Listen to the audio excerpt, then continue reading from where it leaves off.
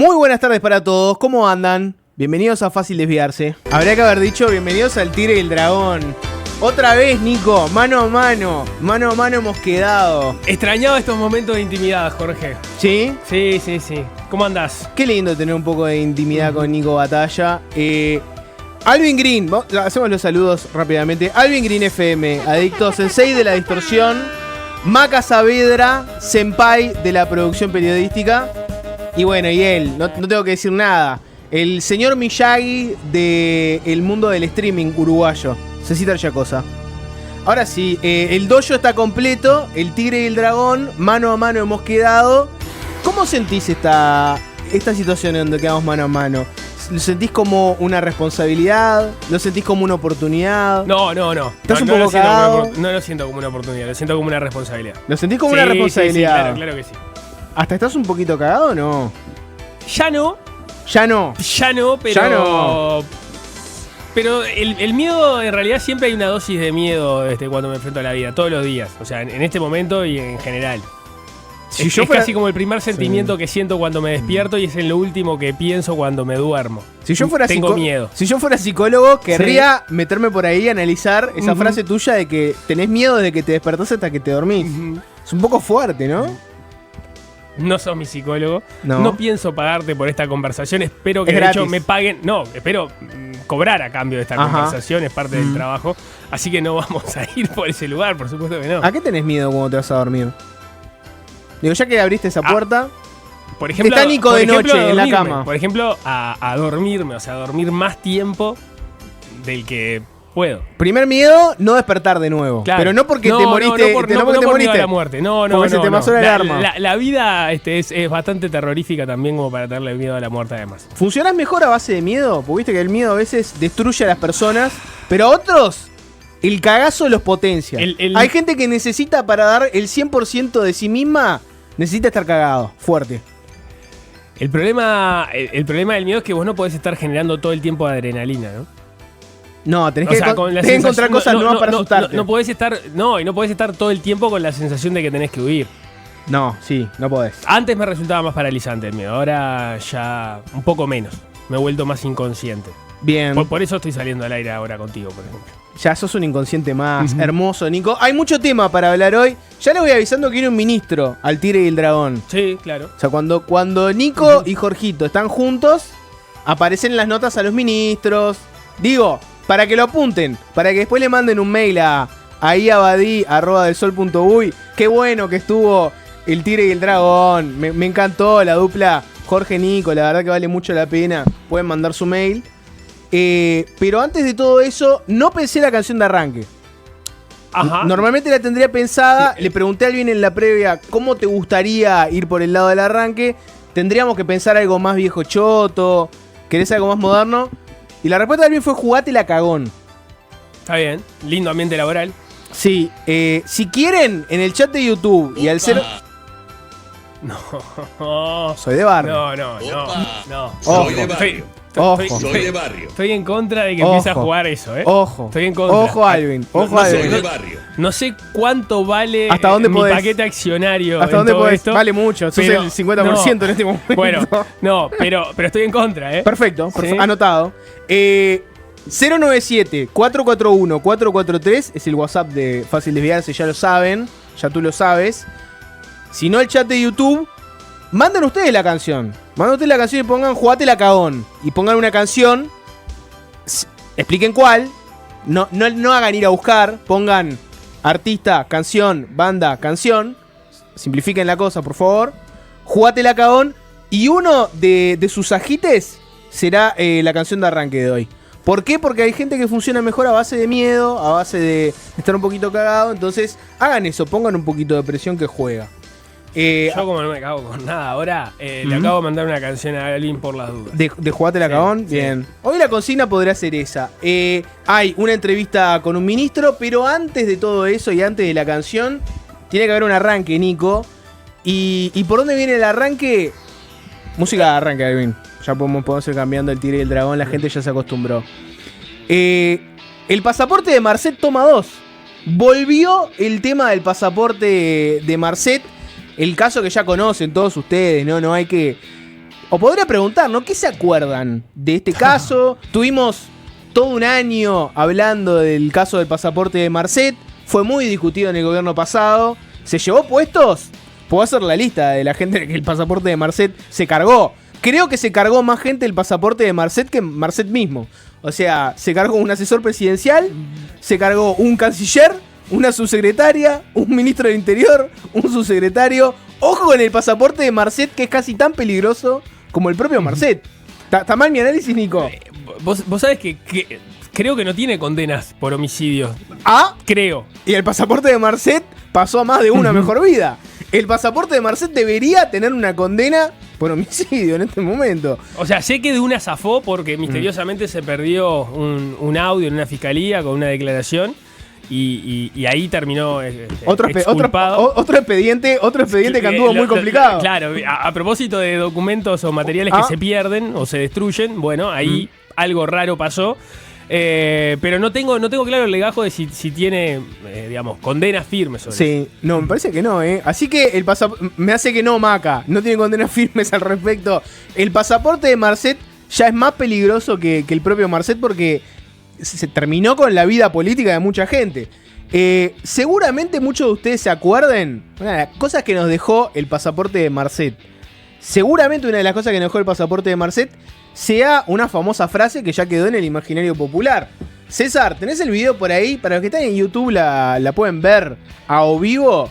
Si no, la van a escuchar obviamente porque es audio mega archirrecontra conocido. Mucha gente lo pondrá en su grupo de WhatsApp, seguramente. Capaz que alguno de ustedes tiene sticker incluso. Esto es de una conferencia de prensa que dio la calle Pou en noviembre de 2023 sobre el tema de pasaporte a Marcet. Y quedó la famosa frase, mírenla. Porque sé que está documentado y quiero aclarar si estuve en la reunión o no. Sí, pasé por la reunión, según me dicen los participantes, no llegué a los 2 minutos, pasé a saludar, es acá arriba, en el piso 11, cosa que hago frecuentemente cuando hay una reunión. Sí participé de la reunión, no participé de la reunión. Si pedí que se convoque, si fui yo el que pedí que se convoque a los efectos de tener una línea única de trabajo y de acción. Bueno, pasé a saludar, ¿no? Mucha gente seguramente que capaz que no tiene nada de cercanía del mundo de la política, no está en la rosca, no se acuerda cómo se llamaban las personas que estuvieron en la famosa reunión en Torre Ejecutiva, seguramente se acuerden sí de la frase pasé a saludar. Bueno, esa es una de las cosas que dejó el pasaporte de Marcet. La otra, capaz que pues, ahí ya si nos metemos más en el mundo de la gente que anda en la política, que consume medios, etcétera, probablemente se acuerden del concepto de le mintieron al Parlamento, ¿no? Un concepto que machacaron una y otra vez en la oposición de aquel momento. Le mintieron al Parlamento, quedó eso también. Escuchen lo que decía la calle Poe en su momento con respecto a esa acusación, ¿no? No se ocultó información, se dijo que había habido comunicaciones. Pero hoy Conocía quién era Marcet. Bueno, ahí tenemos que empezar a hilar fino y acá donde puedo estar más cansado. El que dijo que no sabía fue el ministro Bustillo. ¿Está? No habló en nombre del Ministerio del Interior, que creo que el gran problema está ahí. El gran problema es la falta de comunicación entre los servicios del Ministerio del Interior y el Ministerio de Relaciones Exteriores. Bueno, ahí lo tenías a la calle hablando sobre esa acusación fuerte que era, ¿no? Le mintieron al Parlamento. Repasemos un poco, capaz esas son las cosas así que quedaron mucho más en el imaginario popular. Repasemos un poco cómo fue el caso, para contarle un poquito a la gente. Tienen igual, no es un repaso exhaustivo porque no nos daría el tiempo, ¿no? Pero tienen el archivo en delsol.uy, tienen el archivo en YouTube, que ya de paso denle un me gusta a esta transmisión, suscríbanse, hagan todo lo que tienen que hacer. En la previa de la entrega del pasaporte al narcotraficante Sebastián Marcet, preso en Emiratos Árabes por haber ingresado justamente con un pasaporte falso, hubo conversaciones entre 2 subsecretarios, el del Interior, Guillermo Maciel, y de Relaciones Exteriores, Carolina H. En esos chats, que los tenemos por ahí para verlos si no lo recuerdan, Maciel le preguntó a H cómo estaba el trámite del pasaporte, ¿no? Y citó a Maciel: Marcet es un narco uruguayo muy peligroso y pesado, y dice más adelante Maciel, si lo liberaran sería terrible. Ese es el famoso chat entre Maciel y H. Después de que le entregaron el pasaporte a Marcet, y este se convirtió nuevamente en un prófugo, ya conocen toda la historia de Marcet, la oposición se movió mucho en el Parlamento, el canciller Bustillo, el ministro Luis Alberto Heber, los subsecretarios fueron al Parlamento, y la defensa que dieron de todo lo que había pasado con el pasaporte de Marcet fue una defensa que era bastante legalista, ¿no? Fue, bueno, mirá, por un tema de las leyes que tenemos, Marcet en ese momento no tenía una causa acá, tenía derecho a pedir el pasaporte, nosotros se lo teníamos que dar. Si se hubiera movido más rápido algún organismo internacional para hacerle una causa fuerte a Marcet acá en Uruguay, capaz que no se lo dábamos, pero la situación no fue esa. No tenía pedidos de captura internacional, por ejemplo. Exacto, la situación no fue esa. La situación fue que era una persona que, como no tenía pedido de captura, no tenía causa en Uruguay, pidió un pasaporte y se lo tuvimos que dar. Después hay toda una discusión que me parece que es para otro momento, pero es como más de proceso de la Cancillería, de qué tan rápido fue, si fue lento, etcétera. Después en otro momento se puede tener esa discusión. Pero la defensa del gobierno había sido esa, ¿no? Que bueno, legalmente había que dárselo. Sin embargo, ahí lo que pasó fue, bueno, como escuchamos en el audio de La Calle anterior, cuando le preguntaron en esa conferencia de prensa por las respuestas que habían dado, la cuestión es que cuando consultaron si el gobierno sabía quién era Marcet, esas clásicas, Nico, preguntas trampa, ¿no? De que estás en el Parlamento, horas declarando, declara primero uno, después otro, después uno, después otro, después uno, después otro. Preguntas que parecen inocentes, pero no lo son, ¿no? ¿Sabían en el gobierno quién era Marcet? Y bueno, ahí lo que pasó fue que Bustillo, la respuesta que dio fue que no sabían. Nadie dijo la verdad, que era... Bueno, hubo conversaciones de las que nosotros estamos al tanto entre dos subsecretarios donde decía que Marcet era un narco peligroso, pesado, que liberarlo sería terrible. Nadie dijo eso. Se dijo simplemente que hubo comunicaciones y después Bustillo no hizo una de más. Hizo 2, 3, 4 de más diciendo que ahora sabemos que Marcet es un narco. En ese momento era un futbolista de los muchos que hay por el mundo. Era un uruguayo más. En fin, ahí quedó como el nudo del asunto parlamentario. Sin embargo, este tema no volvió por ninguna de las cosas que le vengo contando ahora. O sea, no volvió ni por el paseo a saludar, no volvió ni por el tema de si le mintieron o no en el Parlamento.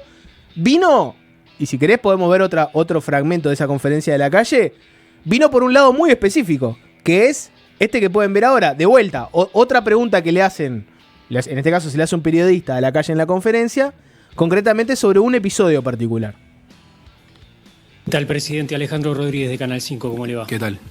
La consulta es, a raíz de las declaraciones de H en Fiscalía, ella sostiene que es convocada aquí y que su asesor Lafluf tenía en mano el expediente que se estaba tramitando en Cancillería y que fue Lafluf el que retiró, y así lo dijo, retiró la hoja con los chats de ese expediente. La pregunta es, ¿usted tiene certezas de eso, que fue así, que no fue así? Si actuó por su cuenta, si actuó bajo la tutela o la dirección de alguien en retirar eso, y por qué en definitiva en Presidencia de la República está un expediente de Cancillería con una investigación interna. Muchas gracias. Bien, esto no es semántico, no era un expediente, no era parte de un expediente, era una hoja protocolizada por un escribano, y por eso digo no es semántico, no es que estaba incluido en un expediente. La segunda parte de la pregunta, Alejandro. Si efectivamente había parte de un expediente de Presidencia de Cancillería en Presidencia. No porque no era parte de un expediente. De hecho, y acá es donde pido disculpas si no es del todo exacta la información, el expediente se presenta en la justicia sin esta documentación. Se termina de presentar esta documentación al otro lunes. Con lo cual, insisto, no era parte del expediente. Hoy, porque supuse que esta pregunta era una de las que me podían hacer, verificamos en el GEC, creo que es el expediente de... ¿Qué? El GEX, y no era parte del expediente. Bueno, ahí lo tenían. En realidad el caso volvió ahora por este debate sobre qué pasó con ese documento, era o no un expediente, cómo pasó de Cancillería a Presidencia, la destrucción de ese documento. Vino por ahí y no por todo lo demás. Sí, a ver, déjame atar un poco toda esa historia. Vos mencionabas la interpelación. En la interpelación se mencionan las comunicaciones que hubo entre las subsecretarías, pero no se dice el tenor de esas comunicaciones. De hecho, se da toda una situación. El ministro del Interior, Heber, le pasa la palabra a H para que H hable a propósito de esas comunicaciones. O sea, daba la impresión de que estaba coordinado, más allá de que después H en alguna entrevista dijo que fue de sorpresa que le pasaron la palabra para dar cuenta de esas comunicaciones, y el entendido, según ella denuncia, es o advierte, era no hablar del contenido de esas conversaciones. La cuestión es que termina la interpelación y el Frente Amplio, en realidad los senadores Charles Carrera y Mario Vergara, hacen un pedido de información para saber cuál era el contenido de esas comunicaciones, se niegan a dárselo, insisten, y ahí viene una condena, una sentencia de la justicia que obliga a entregar ese material. Ahí es cuando, idas y vueltas mediantes, algunas las conocimos a través de los audios que se dieron a conocer por la propia H, se entrega esa información por parte de H, y nosotros nos venimos a enterar de todo eso bastante después, o casi un año después, cuando H va a declarar a la fiscalía de Alejandro Machado, del fiscal Alejandro Machado, que estaba investigando las circunstancias de la entrega del pasaporte a Marcet. Ahí H pone en conocimiento de que había ocurrido lo siguiente: ella entrega los chats y al día siguiente la llaman de torre ejecutiva porque se entendía por parte del gobierno, según siempre lo que ella plantea y está siendo investigado, que esos chats no debían entregarse. Ahí es cuando ella supuestamente borra los chats, se le piden que los protocolice de nuevo por un escribano nuevamente. Ella decide no hacerlo y finalmente, cuando dicen, bueno, entreguen lo que yo ya presenté, supuestamente la FLUF, comunicación mediante con el entonces presidente de la República, le dice, no, eso no está más, se destruyó. No lo podemos entregar porque no está más. Por lo cual tuvo que hacer una nueva copia y entregarlo. Cuando se da a conocer esto, es que viene esta conferencia de prensa que estamos viendo de la calle Pou. Bueno, ¿cuáles eran las respuestas que tenía el gobierno a propósito de eso? ¿Se va a negar, por ejemplo, lo que denuncia H de que se destruyó el documento? No, eso no ocurrió en esa conferencia de prensa. Sí ocurrió esta aclaración a propósito de que, en todo caso, lo que se había destruido, nunca se dice si se destruyó o no. Se entiende que en la medida que no se negó, se está dando por bueno que sí ocurrió, pero es verdad que no lo dice explícitamente. La frase destruimos un documento, claro, no la pronunció nadie. ¿No? Sí, la aclaración de que lo que se destruyó no era un documento público, no formaba parte del expediente. Si formaba parte del expediente, era un documento público, y por lo tanto los eventuales delitos que podrían surgir de ahí tendrían otra gravedad. Hasta ahí la explicación sobre el expediente, lo que pasó en ese momento. Ahora lo que hubo fue una investigación administrativa de Cancillería que llegó a determinar que eso sí era parte de un expediente. Bueno, sí. Vos sabés que estaba mirando un poco el chat y los mensajes, de todo tipo de mensajes. Es cierto que estamos contando toda la película, pero en realidad toda esta información la fuimos sabiendo, ¿no? Pasito a pasito. Sí, claro. ¿Alguien por acá se acuerda? ¿Quién fue? A ver, vamos a ver. Fue Vico, que dijo, la nota de H en desayunos, destapando todo. Fue Lam. ¿Sentiste un poco Lam? Lam que... bueno. En todo caso sería Lab, Los Ángeles de Batalla, ¿no? Tiene un poco de eso. Es cierto que cuando H da esa nota, creo que es la primera vez que básicamente cuenta toda esta cronología, cómo pasó, cómo lo habló, todo esto, porque H después, cuando vio que estaba complicada la cosa para ella, empezó a defenderse mediáticamente, en la justicia, tuvo como abogado a Jorge Díaz. O sea, todo esto lo estamos hilando ahora y parece muy sencillo, pero en realidad en su momento nos fuimos enterando de episodio tras episodio, ¿no? Sí, lo que pasa es que la cronología te vas entreverando todo. Esa entrevista, si no recuerdo mal, ahora tendría que ir a verla, ya conocíamos esos chats, porque el Frente Amplio había accedido a ellos, claro, a través de pedido de acceso a la información. Lo que no sabíamos fue lo que termina ocurriendo después, que supimos prácticamente un año después, que era el episodio del documento en torre ejecutiva, porque se dan en tiempos distintos. Exactamente, sí, fue un poco así. Ahora estamos hablando de este tema, ¿por qué? Bueno, porque ahí apareció esta nota en Búsqueda, el semanario Búsqueda. Ya de paso, suscríbanse a Búsqueda, denle sus clicitos, compartan en redes, hagan todo lo que tienen que hacer, sean buenos. En una nota, este es el periodista Guillermo Draper. Por un lado, recuerdo un poco lo que fue el caso, un poco toda la cronología que decía Nico. Y después lo que dice es que este caso está en la justicia, pero hubo una investigación administrativa para determinar qué fue lo que ocurrió y en todo caso de quién fue la responsabilidad si es que hubo alguna, ¿no? Y Draper recuerda que en abril Cancillería inició una investigación administrativa. En esa investigación, el ex jefe de jurídica de Cancillería, Carlos Mata, reconoció que fue él el que llevó el sobre con el documento de Cancillería a Torre Ejecutiva. Según la versión de Mata, recibió una, comillas, orden verbal vía telefónica y dijo que el propio ministro lo solicitó, me dijo que lo llevara y que tenía que entregarlo al señor Lafluf. Hablando de Roberto Lafluf, el asesor presidencial. Bustillo habló también en esa investigación administrativa. Para el que no sabe, este tipo de investigaciones son muy parecidas a lo que podría ser un proceso judicial, en el sentido de que te citan, vos das tu testimonio, citan a otra persona, das tu testimonio. Hay una persona que es la que instruye la investigación, que es un poco el que investiga todos los hechos. Se cotejan documentos, se buscan documentos, se le pide a distintos organismos, pasame tal documento, se añade a la investigación. Tiene un poco esa onda, ¿no? No está en la justicia esto todavía, ahora lo vamos a discutir. Esta fue una investigación administrativa que se hizo de parte del Estado, ¿no? Y Bustillo, también le preguntaron por este tema, ¿no? Bustillo declaró no recordar si él había dado la orden a Mata y tampoco si eso fue a pedido del presidente de la calle Pou. Esta fue la respuesta que dio Bustillo en la investigación. Draper la pone toda transcripta tal cual, porque la instructora de la investigación consideró que la respuesta de Bustillo fue ambivalente. Ambivalente. Sean ustedes jueces de lo que dijo Bustillo y a ver qué sacan ustedes en limpio, ¿no? Pues la pregunta ¿cuál es? La pregunta es, ¿qué pasó con ese documento que presentó Carolina H., un acta notarial donde estaban sus chats, que estaba en Cancillería, había que entregarlo a la justicia y ese documento termina de alguna forma, pasa de Cancillería, termina en Presidencia y termina destruido, ¿no? Carlos Mata, el ex director de Jurídica, dice, Bustillo me pidió él que lo llevara a Torre Ejecutiva y yo cumplí, se lo tenía que entregar al señor Lafluf. Cuando le preguntaron, Bustillo contestó esto. Yo lo voy a leer tal cual, textual, lo pone Draper. Dice esto, ¿no?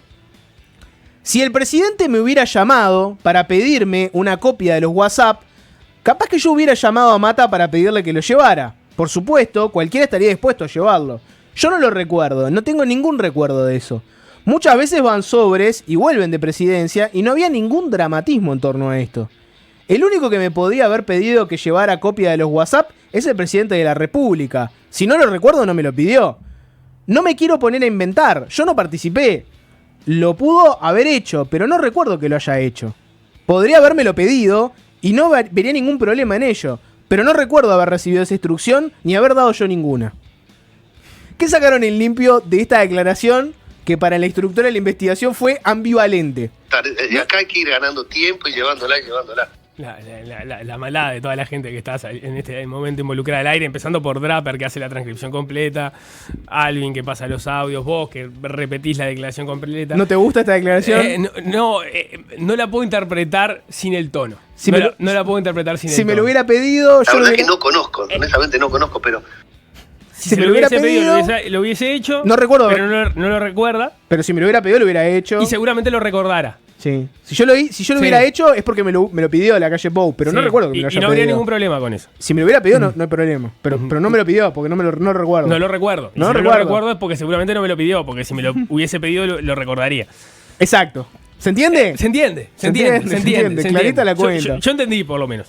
Ahora, claro, porque ahí estábamos digamos, las preguntas que surgían en su momento era, bueno, ¿cómo había llegado ese documento a Torre Ejecutiva? Es verdad, en abril Búsqueda ya había informado de que había sido Mata. Ahora esta investigación administrativa termina arribando a la conclusión, no, a la propia declaración de Mata. Entiendo que es en función de eso que lo plantea, de que fue él quien lo llevó. Lo que pasa es que Mata dice que fue por orden de Bustillo. Y ahí es donde ya hay contradicciones porque Bustillo no lo recuerda. Exacto. Y si no lo recuerda es porque seguramente no ocurrió, porque si hubiese ocurrido lo recordaría. Pero ya que no hubiese habido ningún problema que se lo pidieran. No, si hubiera pasado no habría ningún problema.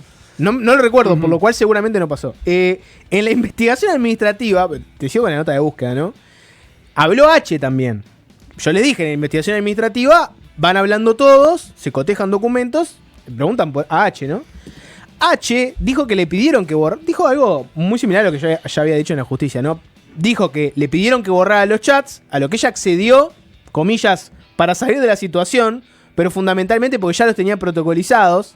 O sea, la defensa de H es como, bueno, yo accedí a borrarlo porque quería salir del paso y ya los tenía igual protocolizados. Entonces, porque yo borrara algo de mi celular, no pasaba nada. Esa es la defensa de H, ¿no?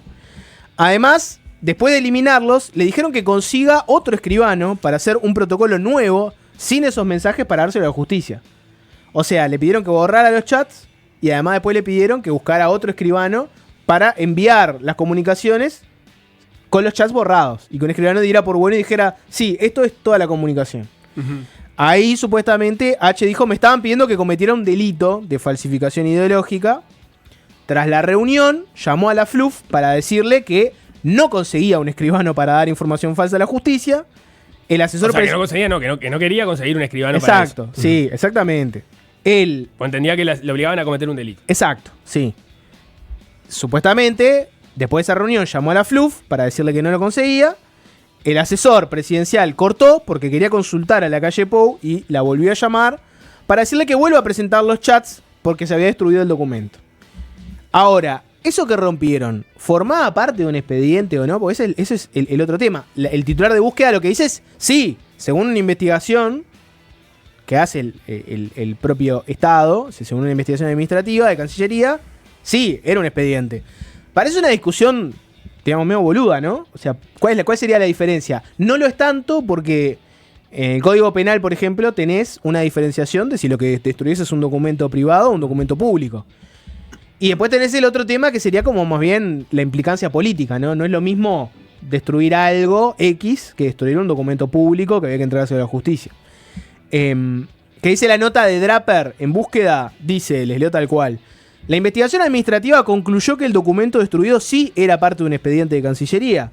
Lo fundamenta en las declaraciones de los testigos y los documentos que recabó, y en un punto resume que la existencia del documento destruido está dada también porque era parte de un expediente que fue manipulado por funcionarios en el cumplimiento de la tarea, y ahí más abajo te dice exactamente cuál era el número de expediente exacto y todo. Claro, porque el entendido de que termina siendo un expediente es porque H lo carga a ella y después entrega de manera física la copia de los chats, pero los llega a entregar. Entonces, exacto, eso vendría a ser como la especie de adjunto, pero físico en vez de adjunto digital del expediente cuando ella lo da como ingresado ese material al expediente. Esa vendría a ser, de manera muy simple y por arriba, la explicación de por qué terminaría siendo un expediente, que como vos decís, parece un detalle menor en la discusión o en la eventual investigación que está realizando el fiscal Machado.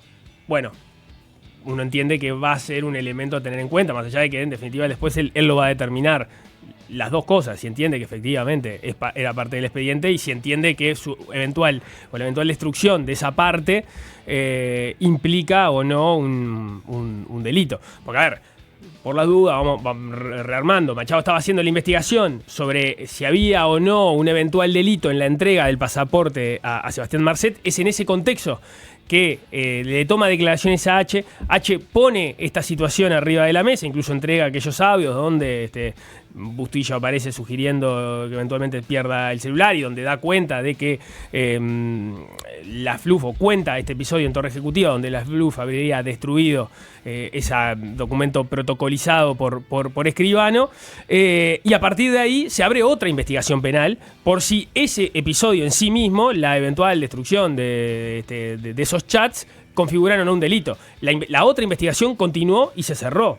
Machado entendió que no hubo un delito en la entrega del pasaporte a Sebastián Marcet. Sigue investigando esto otro. Ahora aparece esta investigación administrativa realizada en Cancillería porque en su momento la Cancillería del gobierno de la calle Pou, que en ese momento encabezaba Omar Paganini, porque Bustillo justamente cayó en ese episodio, era el canciller hasta ese momento, no hizo una investigación administrativa porque entendía que en la medida que esto ya estaba en la justicia, porque Machado, porque Fiscalía abrió una investigación de oficio no sé si vale decir de oficio, porque en realidad es a partir de lo que denuncia H, pero bueno, se entendió que se abrió una investigación a partir de eso. En la medida que había una investigación penal en curso por esto, no era necesaria la investigación administrativa porque sería redundante. Este gobierno, cuando asumió, entendió que sí era necesaria hacer la investigación, la hizo y estas son las conclusiones a las que llega, por lo menos sobre ese punto. Este es un caso de un gobierno honesto investigando hechos de aparente corrupción porque quiere dejar en alto el nombre del país, o es una operación política magistral del ajedrecista Jorge Díaz. Públicamente no hay alguien al que yo le pueda poner un rostro, un nombre y un apellido, que salga a poner la cara por Bustillo y por todo este episodio y salga a decir: todo esto estamos bailando al ritmo de Jorge Díaz porque esto es toda una opereta, nuevamente para perjudicar al buen gobierno de la calle Pou. En este momento no te puedo poner a alguien con rostro y apellido que te dé ese argumento. Bueno. Te puedo poner a alguien invisible y con un nombre, pero no nombre y apellido. O capaz que es un nombre y un apellido, es el país. Si él es el apellido y país es el apellido. Él es el nombre y país es el apellido. El escritor editorialista del diario El País, muchas veces invisible pero siempre presente, actúa a través de distintos lugares, la página editorial, pero actúa también en un suelto, en un recuadro muy famoso del diario El País, que se llama Se Dice. Esta es una sección del diario Caganchero donde básicamente te cuentan que se dicen determinadas cosas.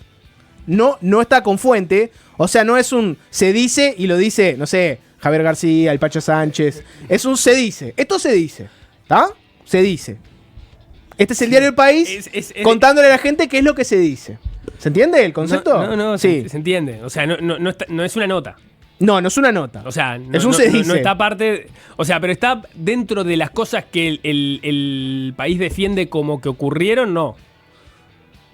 Es ¿cuál es el es periodismo de opinión, el estatus esto. Periodístico? No, porque no sé de si opinión, no es opinión. Es periodismo. O sea, ¿qué dice Maca? Que Maca señala muy correctamente que está en la sección de opinión. Si vos mirás en la esquina superior izquierda, para variar, te vas a encontrar que dice opinión. Sí, está bien. Entonces, en teoría, esto es una opinión. No es un facto. Es una opinión del diario El País. No le vamos a escribir un nombre exacto, pero es de todo el editorial. ¿Qué es lo que puso el diario El País en su sección de opinión de Se Dice?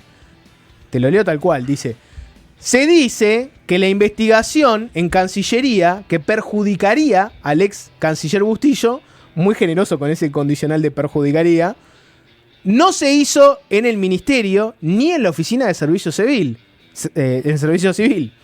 sino en presidencia bajo la orden de Jorge Díaz. Se dice que hay que recordar que Díaz era el abogado de la ex viceministra H, lo cual tiñe todo el episodio de una implicancia que cuestiona la objetividad del desarrollo del proceso. Y finalmente se dice que el día de la supuesta destrucción del documento, H era la ministra en funciones, ya que Bustillo estaba de viaje y tenía la obligación de denunciar si alguien le hubiera pedido algo ilícito. Claro, porque hay un par de cosas que no dijimos, o por lo menos una que no dijimos, porque a partir de esta investigación administrativa se abrió una instancia administrativa de mayor entidad, que es un sumario, tanto para Bustillo como para Mata. ¿No? Por eso el hecho de que la investigación perjudicaría a Bustillo, porque si uno lo piensa desde el punto de vista de la investigación penal que está llevando adelante Machado, en realidad el que en este momento aparece señalado como eventual autor de haber destruido este documento no es Bustillo. En todo caso, Bustillo le dijo a Mata que se lleve eso de Cancillería a Torre Ejecutiva, si damos por bueno lo que aparentemente dijo Mata. Pero en realidad el que habría roto el documento es la FLUF. Por motus propio, por orden de quién, bueno, es parte de la discusión. Según el relato de H, conversó con la calle Pou antes de tomar la decisión, digamos. Por eso, o sea, en todo caso, en la investigación penal, suponiendo que haya ahí algo, y eso lo va a determinar Machado, ya no está en Cancillería, sino que está en Torre Ejecutiva. Perdón si te confundí porque me estoy sonriendo un poquitito. No me sonreí por lo que estás diciendo, que es muy grave, sino que me reía por uno de los comentarios en el chat, que es: se dice que Orsi se desangra por la izquierda. Es verdad que el se dice... Se abren se dices en el chat, me gusta verdad, para la sección de se dices. Es verdad que el se dice del país maneja el mismo nivel de responsabilidad que los zócalos de fácil desviarse. Es más o menos lo mismo. Es más serio el zócalo de fácil desviarse. Porque muchas veces pregunta, no afirma, ponete signo. Eso fue una pregunta. ¿Orsi se desangra por la izquierda? Signo de interrogación. ¿No? Fácil desviarse, inteligencia. Se dice que el puerto está parado, pero fácil desviarse. Arranca hablando de una cosa del periodo anterior. Se dice válido. ¿No? Se dice válido. El zócalo de fácil desviarse sería fácil desviarse hablando de la calle de nuevo, signo de pregunta, ¿no? Ese sería el zócalo de fácil desviarse. Pará, ¿tenés el último se dice, Maca, por ahí? Mirá, este es el último se dice, ¿no? Porque no fue la única vez que se pronunció el diario Caganchero, se pronunció nuevamente sobre el tema, ¿no? Igual antes, el se dice anterior, la primera parte que decía que la investigación administrativa no se hizo en Cancillería, se hizo en Presidencia, bajo la orden de Jorge Díaz, es verdad, se hizo en Presidencia porque se entendía que no la podía hacer la división de Jurídica, que era la que estaba involucrada en estos hechos. Entre otras cosas, estarían investigando al ex director de Jurídica. Claro, Mata era el jefe de Jurídica y además, uno entiende, hay funcionarios que capaz que están actualmente que eran parte de Jurídica anterior. Sí, entonces se hizo en Secretaría de Presidencia, eso aclararon desde Presidencia. No en Prosecretaría de Presidencia. Una asesora del secretario de la Presidencia, del Pacha Sánchez. Ahí entran a jugar las suspicacias del país. No estamos en contra del periodismo de suspicacias. No, lleva a lugares muy luminosos en el periodismo. Pero que bueno, está bien. Vos lo sacás de Cancillería porque en realidad parte de la investigación refiere a esa división. No tiene sentido que la haga la división que tiene que ser investigada. Sí. Ahora, termina en Presidencia, donde justo está el abogado de H, que es quien de alguna forma termina poniendo el gato arriba de la mesa para que todo esto salga a la luz. Sí, la pregunta acá es... O sea, no sé si a vos te sirve el matiz Presidencia y Secretaría de Presidencia y Prosecretaría de Presidencia para distinguir, relevar de suspicacias. Ahora nos vamos a meter por ahí. Para que te quiero leer el último, se dice, que es muy jugoso, porque volvió el diario El País sobre este tema, ¿no? Se dice, te lo leo tal cual de nuevo. Se dice que es llamativo que Cancillería haya decidido sacar a luz en este momento el polémico sumario iniciado por el ministro Lubetkin a su predecesor Francisco Bustillo por el tema Marcet. Se dice que Lubetkin, en resolución reservada, designó como instructora de la investigación administrativa a la abogada de Presidencia Victoria Sasso, nombre inesperado para la tarea, inesperado para el diario El País. Se dice que el momento en que se anunció esto es particularmente oportuno para sacar el foco de la opinión pública de la ola de asesinatos y crímenes violentos que tiene tecleando al ministro negro. O sea, si el diario El País fuera una persona, en este momento esa persona diría: esto es para tapar la ola de asesinatos y para salvarle el pellejo a Carlos Negro, que está a una de irse. Eso diría el diario El País si tuviera ese apellido. Hay dos escuelas periodísticas, Nico. Me interesa saber a cuál perteneces vos. Hay una escuela que dice que... ¿Qué dice o qué se dice? No, ¿qué dice? Hay una escuela periodística que dice que todo es pasible de ser una operación, incluido la verdad. ¿No? Yo, por ejemplo, por el determinado timing en que yo saco algo que es cierto, puedo estar operando. Hay otra escuela periodística que dice: si es verdadero, no es una operación. Marchaste. Para vos la frase compañeros nos operaron con la verdad no te cuadra. Yo te quiero contar en qué escuela estoy, pero primero me interesa saber en qué escuela estás vos. Porque hay gente que dice: no, si es verdad, no es una operación. Arreglate como puedas. Hay otra escuela que dice: no, te pueden estar operando con la verdad. ¿Vos a cuál escuela periodística te escribís?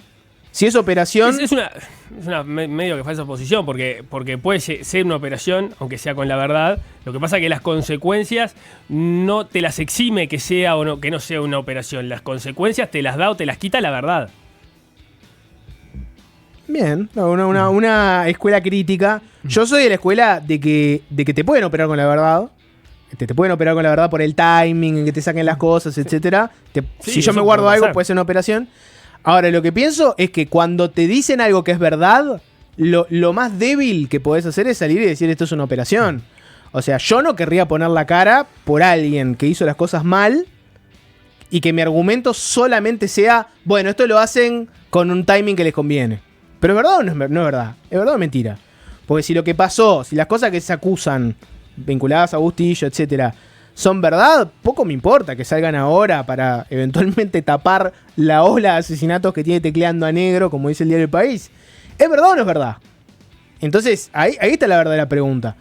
En el Se Dice del País no vas a encontrar eso, no vas a encontrar una defensa diciendo, esto es mentira, Bustillo nunca hizo esto, nunca pasó, pongo las manos en el fuego de que nunca hubo nada de esto. No te lo vas a encontrar porque la defensa que tienen para hacer en este momento es decir, bueno, es una opereta. Bueno, pero si es verdad, poco importa si es operación, ¿entendés? Yo estoy en la escuela que te pueden operar con la verdad, pero que si te operan con la verdad, lo más importante es que era verdad, no que es una operación. Sí. Bueno, en fin, mucho mensaje, Nico, ¿te puedo leer alguno? Vale igual la pena recordarlo, porque esto, como decíamos, es el resultado de una investigación administrativa, ahora se abre un sumario.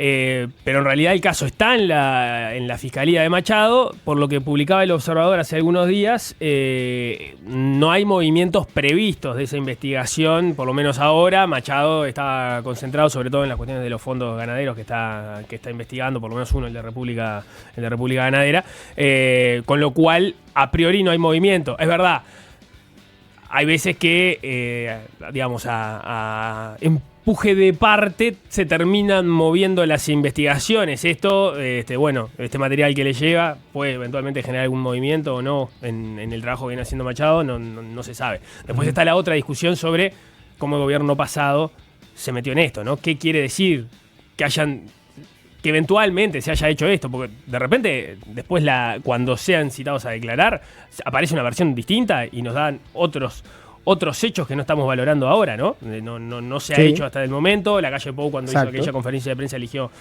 no contestar sobre ese punto y nadie lo ha hecho hasta ahora. Hay que esperar, está en la justicia. Hay que esperar, exactamente. Capaz que Machado entiende, de hecho, que ahí no termina habiendo delito. En el chat hay mucho se dice que tenemos presidente, se dice que la democracia se desangra por lo se dice.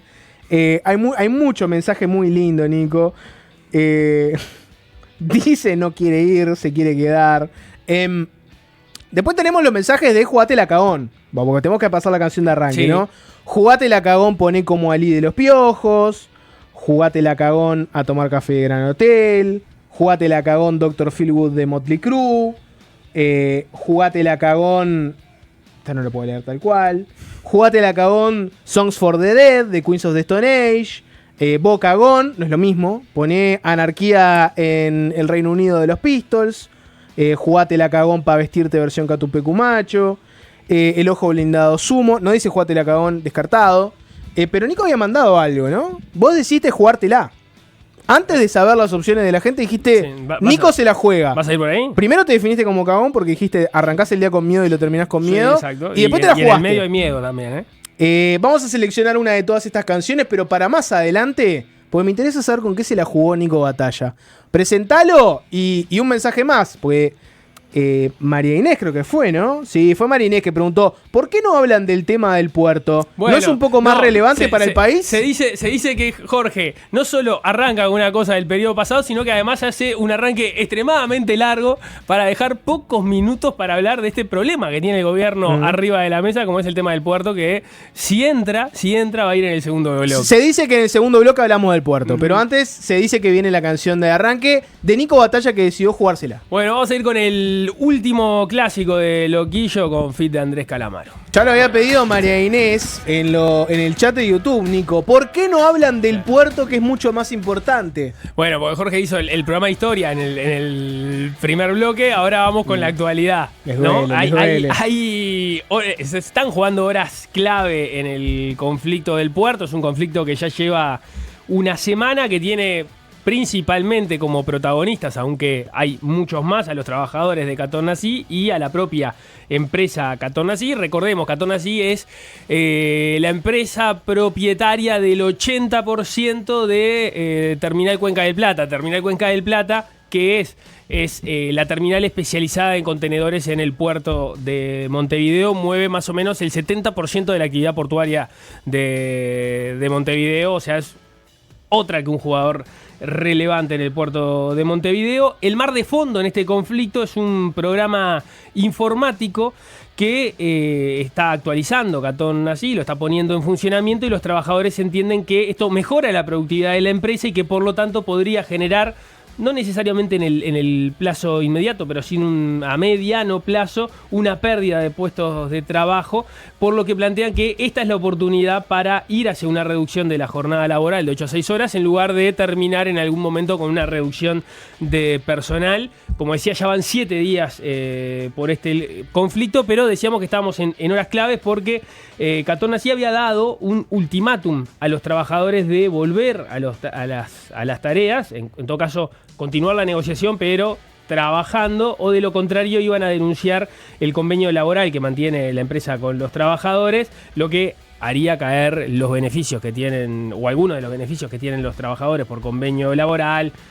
Por ejemplo, un régimen que tienen de jornales asegurados, partidas de dinero, cobro de doble de los domingos para quienes tienen descanso rotativo, en fin, una serie de beneficios que tienen los trabajadores que caerían si cae el convenio. El ultimátum que había dado la empresa era a las 15 horas, se postergó hasta las 16 porque estaban precisamente en negociaciones. No tengo información todavía de eso que ocurrió hasta ahora porque Catón Nasí no ha informado sobre qué pasó con ese convenio, o mejor dicho, con ese ultimátum que había puesto arriba de la mesa, pero eso es algo que estaba sucediendo ahora o hasta hace algunos minutos. Vamos a la previa de este conflicto que, como decíamos, ya lleva 7 días. Hoy hubo una reunión en el Ministerio de Trabajo y Seguridad Social con el Sindicato Único Portuario, el SUPRA.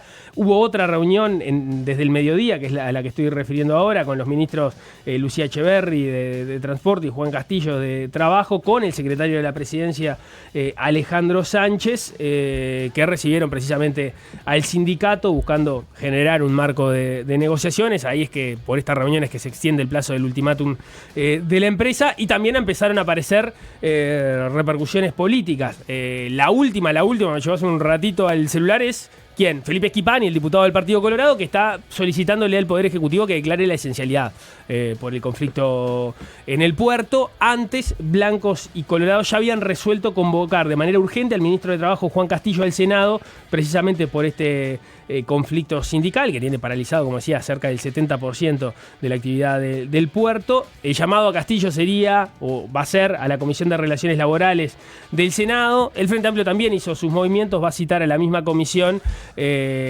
tanto al sindicato como a la compañía. El vocero de esto fue Gustavo González, pero vamos a escuchar lo que decían Robert Silva y Graciela Bianchi al respecto más temprano en una conferencia de prensa que recogió Canal 10 y donde ponían parte de la responsabilidad de lo que está pasando en el puerto en el propio ministro de Trabajo, Juan Castillo.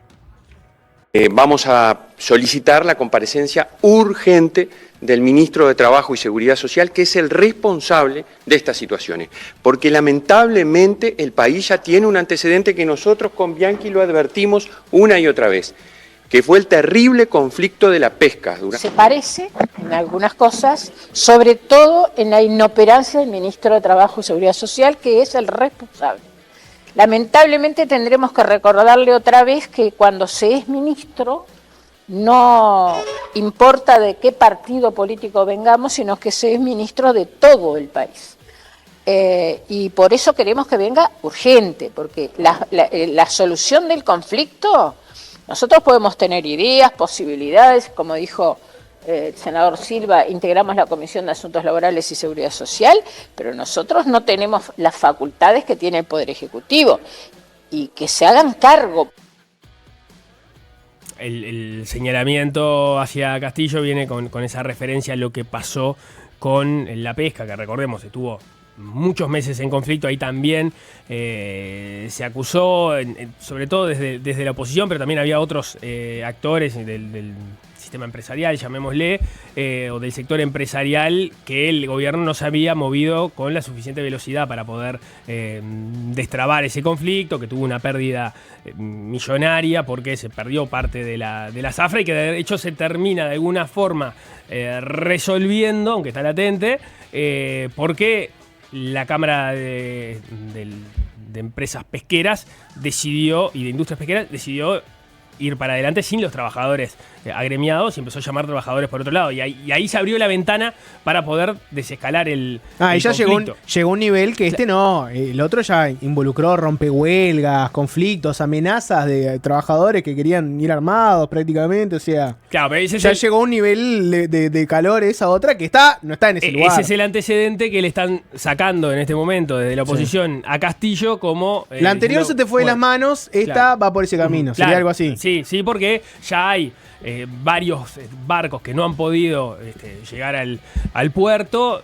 Eso hay una discusión, ahora la vamos a ver, de si implica necesariamente pérdida de actividad para el puerto de Montevideo o en realidad es pérdida para TCP, porque en realidad hay otro muelle en el puerto de Montevideo, que es el muelle multipropósito, el muelle público que maneja Montecón y que eventualmente algunos barcos podrían llegar ahí, pero vos hoy encontrás en Twitter algunas comunicaciones de las empresas diciéndole no lo vamos a poder recibir y la operativa queda en suspenso, con lo cual obviamente no es la imagen que querés dar como puerto o como país hacia quienes están trabajando contigo, más que hay competencia entre los puertos de la zona. Pero bueno, volvamos al conflicto. Como decía, se originó por la puesta en marcha de este nuevo software operativo en Terminal Cuenca del Plata, que el sindicato sostiene que esto se hizo sin consulta previa de los trabajadores y de ahí es parte del problema y la discusión a propósito de, quién está violentando los convenios laborales que tienen entre la empresa y los trabajadores. La empresa ha dicho que este sistema operativo no va a provocar despidos, pero desde el sindicato se sostiene que esta es la oportunidad, en la medida que se mejora la eficiencia con el trabajo de este nuevo software, para reducir la jornada laboral a 6 horas sin que esto implique un recorte del salario. Esto obviamente la empresa lo rechaza.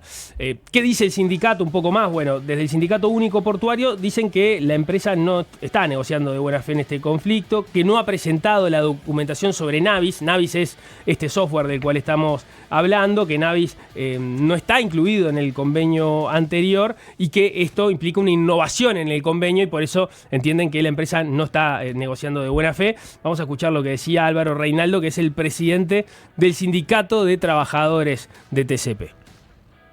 El ultimátum que dio la empresa. El ultimátum de la empresa es un modus operandi que tiene ya desde hace mucho tiempo, la de estar amenazando. Este era su objetivo que trazó desde un principio y hasta no lograrlo no va a parar. Y si lo tiene que hacer la empresa lo va a hacer, independientemente de cualquier cosa que nosotros hagamos. La empresa se puso un objetivo y lo va a lograr. A las 3 de la tarde, justamente ese comunicado daba como plazo para que los trabajadores se presenten a trabajar. ¿Lo van a hacer? No, nosotros ahora tenemos a las 13 horas, como se mencionaba, una reunión en presidencia que fuimos convocados en Torre Ejecutiva, a la que vamos a asistir con toda la disposición del diálogo y a resolver este conflicto como siempre hemos tenido, con muchas propuestas sobre la mesa.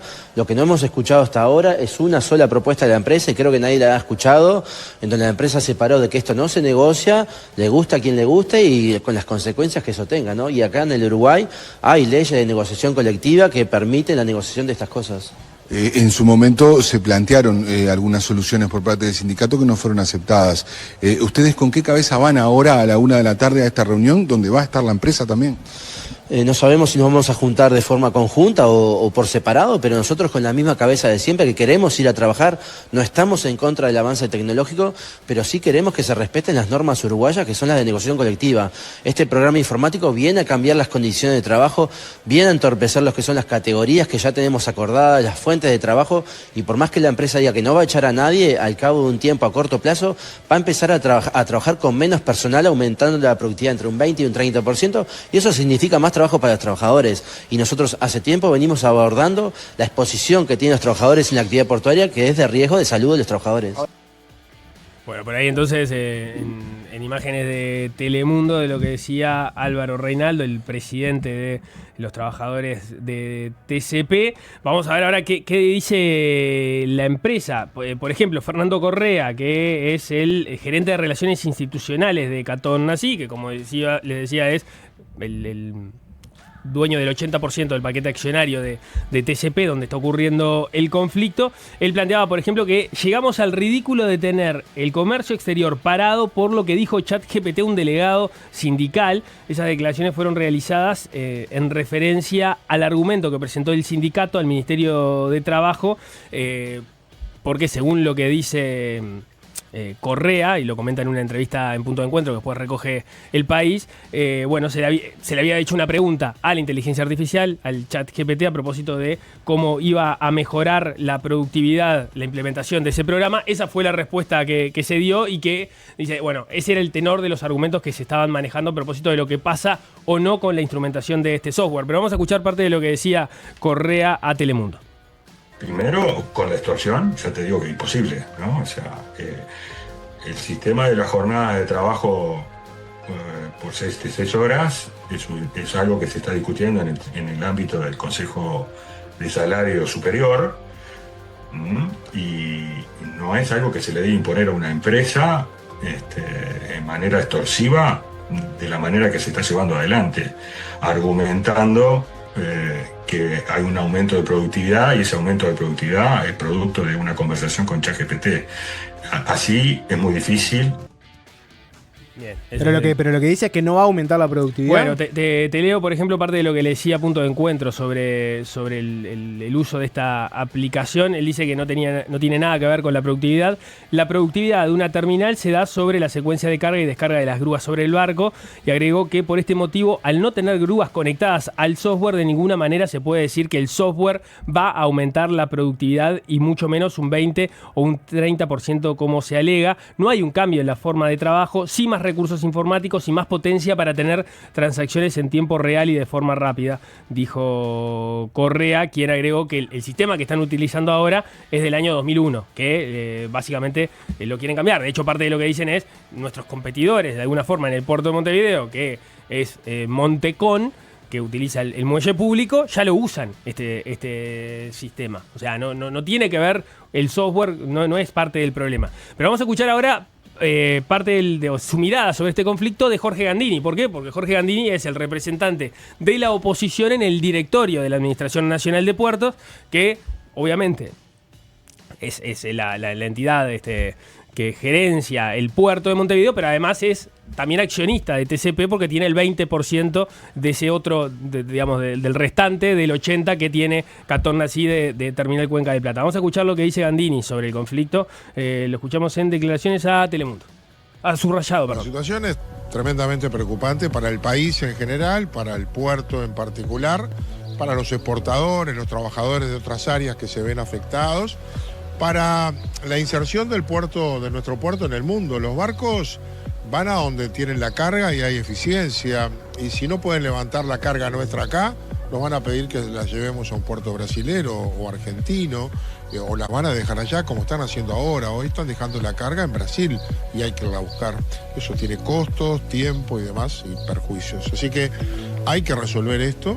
No es un conflicto de naturaleza salarial, parece no ser un problema laboral en sí mismo, es la resistencia de un sindicato a algo que sabían que estaba instalado. Ya funciona el software Navis en el puerto de Montevideo, lo tiene Montecón hace 3 años, TCP lo compró en el 2022, capacitó a todo su personal, el 100% de los trabajadores recibieron al menos 3 cursos de capacitación, se hizo la migración. Cuando se iba a apretar el botón para cambiar, vino el paro, con exigencias de, si quieren el Navis, nos pasan a 6 horas con salario de 8.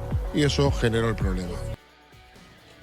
Y un punto más que agrega Gandini, arriba gente de Canal 10 era la entrevista, y también lo que vamos a ver ahora, es que en realidad el tema del cambio de software es una excusa, y que en realidad hay otros temas por detrás.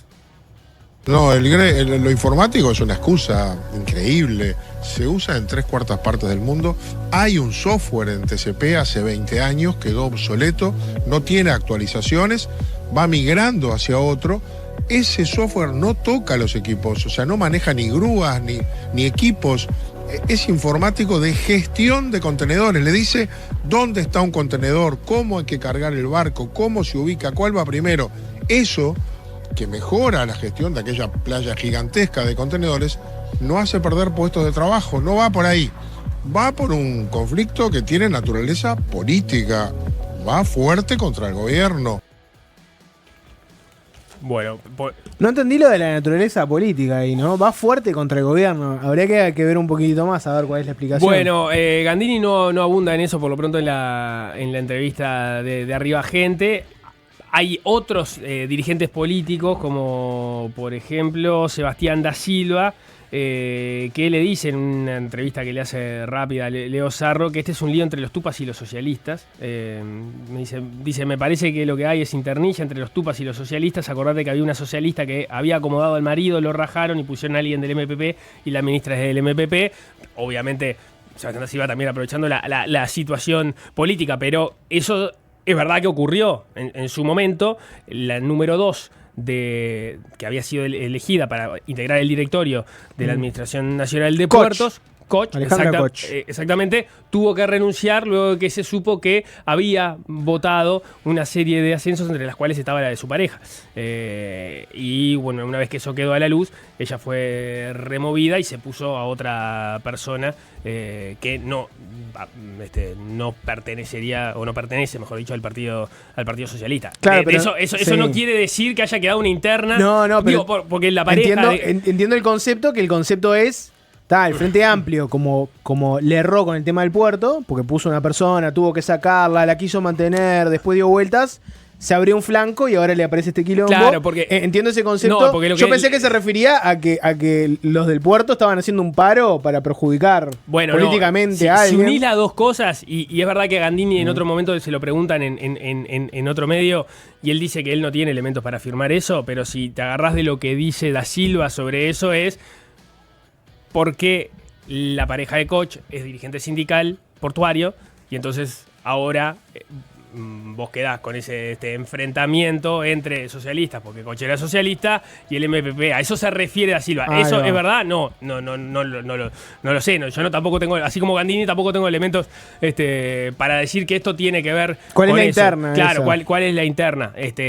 O si hay otra interna política a la que se está refiriendo Gandini, que tampoco abundó sobre eso. Lo cierto es que tenés ahí el conflicto en puerta y con eso parte de la discusión que está arriba de la mesa, que también estaba arriba de la mesa con el tema de la pesca, es, bueno, da la impresión que como el puerto es un lugar muy sensible para la actividad económica del país, lo que está en juego, o sea, por lo que se está peleando, parece ser de menor entidad, por lo menos en la plata que está en juego, o lo que puede estar en juego, que el perjuicio económico que se va generando por el sostenimiento del paro, ¿no? Porque ahora vos tenés una serie de contenedores. Te puedo leer los mensajes. Saliendo. Está lleno de mensajes de gente explicando que tiene contenedores parados. Exactamente. Que la empresa le dice, nosotros estamos abiertos, pero hay un paro de los trabajadores.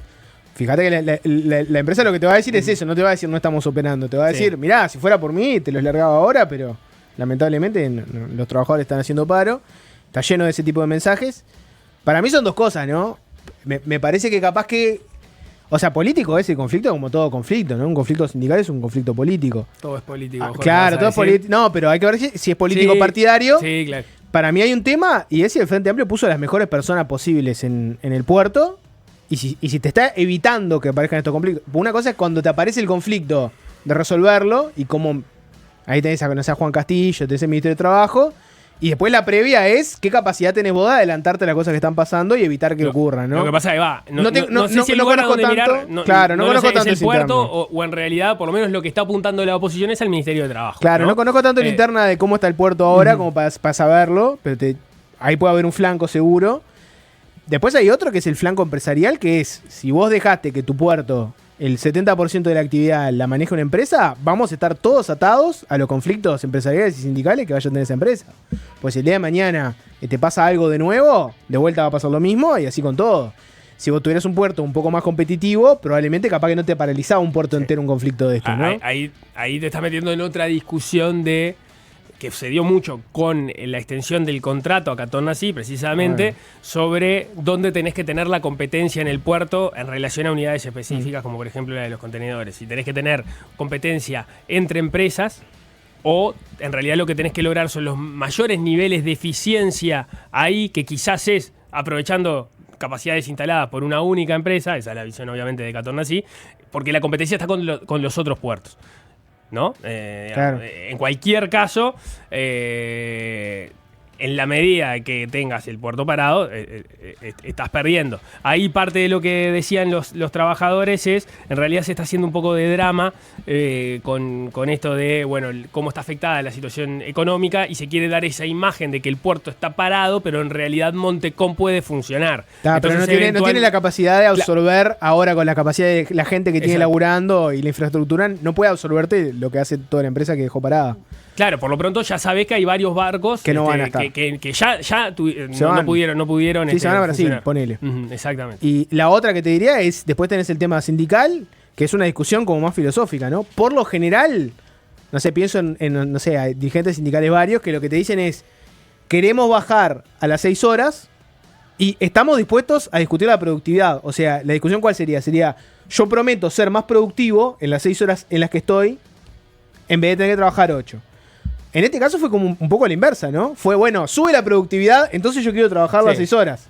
O sea, si el aumento de productividad viene de parte de un mejor software o, no sé, mejoras tecnológicas, ¿quién se va a beneficiar de eso? Claro. Se va a beneficiar el empresario que dice, no, mirá, vos seguís laburando las 8 horas porque este cambio no lo propusiste vos. Soy yo que invertí en un mejor software, mejor tecnología y me subió la productividad. Yo me quiero quedar con la ganancia de eso, en parte para amortizar la inversión del otro. Sí, el trabajador te va a decir, no, si vos pagaste nueva tecnología, el que se quiere beneficiar soy yo.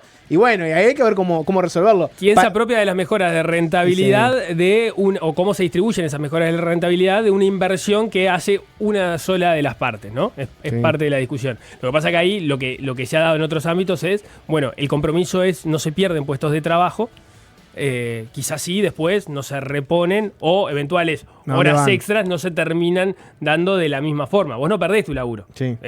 Quizás tu puesto una vez que vos te retires o las horas extra que vos hacías no las terminás, no las seguís haciendo. Mucho tema para hablar, pero tenemos que hacer una pausa porque se viene ahora el ministro de Desarrollo Social, Gonzalo Sibila, después de la tanda, para hablar un poco de cómo viene el MIDES, el presupuesto y otros temas políticos. Y por qué no, se puede haber una pregunta acá de este tema del puerto si querés. Ya venimos. La semana pasada el gobierno cesó la alerta roja para personas y animales en situación de calle que estuvo vigente desde el 22 de junio de este año por los intensos fríos, que permitía evacuar a distintos centros de forma obligatoria. Durante más de 3 meses, entre las personas en los centros de evacuación y los refugios del Ministerio de Desarrollo Social, del MIDES, los niveles de ocupación fueron un total de 266.969 plazas ubicadas a nivel nacional, según señalaron las autoridades en conferencia de prensa. El promedio diario fueron 2.229 plazas en refugios de MIDES y 468 personas alojadas en centros de evacuación del SINAE. ¿Cómo va a continuar la atención a personas que viven en la calle, ahora que cambia de estación? En un contexto marcado por la urgencia de atender estas situaciones, la pobreza, la desigualdad, será clave el presupuesto que finalmente reciba el Ministerio de Desarrollo Social. Para hablar sobre estos planes del gobierno y la línea que se sigue en esta área, recibimos hoy al ministro Gonzalo Sibila. Bienvenido. Bueno, un gusto estar acá. Gracias por la invitación. Bienvenido. Podemos arrancar por distintos lugares, ¿no? Pero capaz que arrancamos por el tema de la alerta primero, ¿no? Ahora que está cambiando el clima. Haceme tu evaluación de ese momento que se vivió de frío intenso y la decisión que se tomó, pues el dilema típico, ¿no? Que se encuentra cada gobierno, que es ¿qué pasa con las personas en situación de calle en los inviernos? ¿Cómo evitás que esas personas puedan morir de una hipotermia, por ejemplo? Y el problema que tenés de que a veces le podés decir a la persona que se retire y esa persona te dice prefiero estar acá. En este caso el gobierno lo resolvió con este nuevo mecanismo que aplicó ahora, que tiene que ver con, los eventos climatológicos. Explicame un poco cómo fue ese momento y esa decisión de aplicar el mecanismo. Bueno, ahí primero contarle que el 1 de marzo nosotros ya estábamos trabajando fuerte desde la transición en medidas vinculadas al problema de la situación de calle, porque somos conscientes desde antes de asumir que este es uno de los problemas más grandes que tiene el país. Yo diría que es un problema país, un problema que además nos tiene que convocar a todas y a todos, ¿no? Y tomamos la decisión en abril de adelantar el inicio del plan invierno. El plan invierno estaba previsto a partir del 15 de mayo, lo adelantamos al 25 de abril porque ya estaba bastante frío, había algunos pronósticos complicados. Entonces, empezamos a expandir el sistema a partir del 25 de abril con los protocolos que existían en ese momento.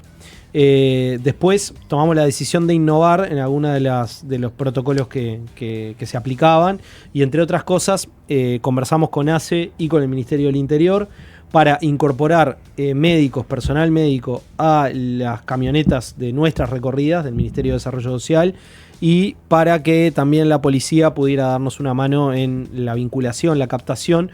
Por esto que vos traías recién, Jorge, la cantidad de gente que ante la intervención de un equipo del Ministerio de Desarrollo Social decía, no, yo no quiero ir a un refugio, no quiero ir a ningún dispositivo. Bueno, que también la policía nos pudiera dar una mano en por lo menos ofrecer el traslado a estas personas, ¿no? Y lo de la participación de ACE en los equipos tenía que ver con evitarnos toda la duplicidad de procedimientos que implicaba la aplicación de la internación involuntaria, que supone que intervenga un equipo del ministerio, pero después convoque a ACE, etcétera. Entonces, bueno, ahí logramos un acuerdo por esos días que mejoró también la aplicación de esas normas. Lo que nos enfrentamos fue a un límite, ¿no? Y el límite era la norma en sí, o sea, la internación involuntaria es aplicable en casos en que los equipos de salud certifican que las personas corren riesgo de vida o que pueden terceras personas correr riesgo de vida si esas personas permanecen a la intemperie. Bueno, esa situación en la mayor parte de los casos no se daba, o sea, los equipos de salud no certificaban esa situación. Y bueno, tuvimos días de muchísimo frío, se pronosticaban días de más frío. Expandimos el sistema 24 horas por una decisión que tomamos también en esos días. Multiplicamos la cantidad de equipos que hacían recorridas. Y en un momento, conversando con el presidente de la República, yo le planteé que entendía necesario activar otro tipo de herramientas. Él estaba mirando también, monitoreando la situación. Diariamente estábamos hablando de este tema. Bueno, tuvimos una reunión donde definimos, después de una conversación donde valoramos posibilidades, ir por la alerta roja, que es una herramienta que está prevista en la ley de creación del SINAE, que nunca se había aplicado para esto. Y que contiene dentro de los instrumentos que posibilita la evacuación obligatoria. Y la evacuación obligatoria no se da por una certificación médica, sino que se da por constatar una situación de vulnerabilidad que está dada por la relación entre la situación social, en este caso de la persona, y la situación climática que se estaba dando esos días, ¿no? Entonces, bueno, allí comenzó la alerta. La alerta implicó para nosotros un salto en coordinación interinstitucional. Veníamos coordinando, como todos los planes invierno, con las intendencias, con ACE, con el Ministerio del Interior, con distintos actores, con el Ministerio de Defensa, que ya estaba habilitando algunos espacios también desde hacía un tiempo para ampliar la cantidad de plazas. Pero bueno, la coordinación con el SINAE dio un salto más y además nos permitió tener recursos adicionales. Nosotros ya en abril habíamos conversado con el presidente sobre la necesidad de recursos adicionales para esta área. Habíamos obtenido algunos recursos que los aplicamos a agrandar el plan invierno, un plan invierno que era el más grande previsto hasta el momento, y para implementar un sistema nuevo que generamos también por esos días, llamado de Puertas Abiertas, Comunidad de la Calle, que es una propuesta que está funcionando muy bien, con mucho éxito, que modifica la forma de acceso al sistema. Acá en Montevideo, donde teníamos un cuello de botella muy grande, muchas veces se desestimulaba que la gente ingresara al sistema por las largas esperas. Entonces dijimos, bueno, pasemos a un sistema donde las personas, en vez de esperar en la puerta de un refugio, puedan ir a un lugar, sentirse contenidos allí, hacer un seguimiento de la realidad de esas personas. Esto implicaba también, e implica, porque sigue el proyecto funcionando, duplas que salen a los barrios a conversar con la gente que está en calle, invitarlas a ingresar al sistema. Que no se te pierdan en el trayecto, decís. Que no se pierdan en el trayecto y que accedan también, ¿no? O sea, ahí hay un trabajo que a veces es generar vínculo con las personas. Entonces esto lo empezamos antes de la alerta. Pero es la pregunta que me surge de la alerta. Dale, pudimos, sí. con esto termino, además de la coordinación interinstitucional, tuvimos recursos adicionales para seguir ampliando la capacidad del sistema, y algo que definimos fue, no vamos a cesar la alerta hasta tanto la situación climática obviamente no mejore, pero también hasta que no tengamos las capacidades para dar respuesta a toda la gente que la alerta logró absorber. Y hoy nosotros tenemos 2.700 cupos en el sistema Mides, cupos de contingencia, los que eran antes nocturnos, que ahora están en 24 horas, porque los hemos mantenido en 24 horas, cuando empezamos, llegamos a la gestión con 1.100 cupos de estas características, ¿no? Entonces hubo un salto enorme, y ese salto enorme lo pudimos, por suerte, por gestión y por recursos también acompasar, para hoy dar esta respuesta. No, la pregunta que me surge ahí, ¿sabes cuál es? Es esta, ¿no? O sea, claramente es un sistema que no está pensado para esto. Es un sistema que está pensado, no sé, en inundación, en algún lugar. Bueno, vos no te podés quedar en tu casa diciendo, no me mueve nadie, está en riesgo tu vida, te piden que tengas que hacer la evacuación, ¿no? Sin embargo, es un sistema que le funcionó muy bien al gobierno para evitar que hubiera más muertes de personas en situación de calle. ¿Esta es la solución que va a quedar definitiva de acá en adelante? O sea, el año que viene vamos a ver que en el invierno aparece de nuevo una alerta meteorológica con los mismos mecanismos y se va a decir, bueno, la verdad que el frío es intenso, se activa de nuevo todo esto. O sea, ¿va a ser la solución que va a quedar esta? Bueno, esa es una evaluación que vamos a hacer cuando llegue el momento, digamos, ¿no? O sea, no es que no se esté conversando cómo vamos a seguir, pero nosotros también tenemos que monitorear cómo evoluciona el sistema de protección social, ¿no?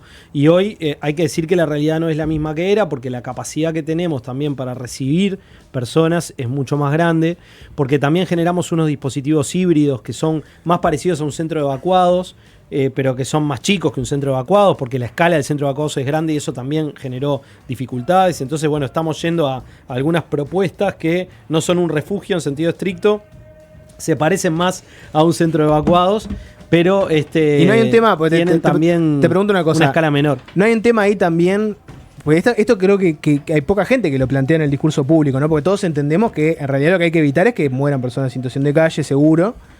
Sin embargo, ¿no hay un tema filosófico ahí también? O sea, ¿hasta dónde vos podés obligar a alguien que quiere permanecer en la calle a retirarse? Porque yo entiendo que efectivamente con el sistema de la alerta encontraste una forma de obligarlos. Sin embargo, es un poco una forma que es hasta cuestionable, ¿no? Hubo días de esa alerta que el clima realmente no era que fuera un clima horrible, era un clima típico de invierno, otoñal, o sea, terminó hace poco la alerta. Entonces lo que yo te pregunto es, desde el MIDES y del gobierno, ¿no tienen también alguna duda vinculada a lo filosófico de hasta dónde se puede dejar que una persona esté en la calle y hasta dónde se la puede obligar a salir? Mirá, el instrumento de la evacuación obligatoria, en la enorme mayoría de los casos, no se aplicó contra la voluntad de las personas. O sea, hubo una intervención policial, sí. La policía invitaba a las personas a ser trasladadas a los centros, pero no se configuraba un desacato. El desacato se configura cuando la persona dice, no, yo de acá no me muevo, entonces ahí se genera otra figura, ¿no? Eso fue una proporción muy baja de los casos. De cualquier manera, hubo situaciones de este tipo, y la evacuación obligatoria en sí, conceptualmente, tiene esto que vos decís.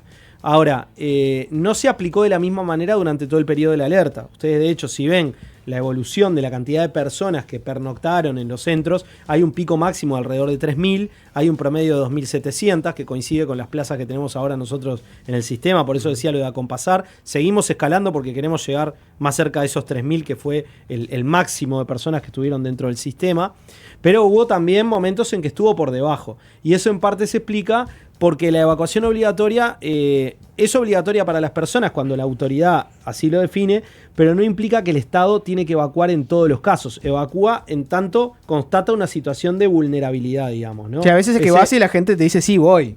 No es que siempre vas a estar diciendo, no, tenés que venir. Sí, y también pasa que cuando mejoró, levantó un poco la temperatura, las condiciones eran mejores para las personas, el criterio con el que se aplicó la evacuación obligatoria fue más laxo, claro, digamos, ¿no? Entonces, lo que no podemos nosotros, porque esto es un tema de garantías para todos los ciudadanos, nosotros no podemos aplicar indefinidamente un mecanismo donde se obliga a la gente a ir a un determinado lugar, a un centro de evacuados, si no están configuradas las situaciones que ameritan que eso se disponga. Por eso cesamos la alerta, si no la hubiéramos mantenido. Claro, pero es verdad que en invierno tiene más sentido de que esté a que esté en primavera o verano. Yo lo que interpreto de lo que vos decís es el artilugio jurídico que se encontró fue el de la alerta roja, que les dio el instrumento para poder hacer la evacuación obligatoria. La decisión política es otra, porque por eso es la primera vez que se aplica esta figura de alerta roja. La decisión política es si querés que gente en riesgo no termine durmiendo en la calle contra su voluntad. Esa me da la impresión que es la decisión que no tienen tomada si quieren dejarlo como sistema definido para lo que resta del periodo en invierno.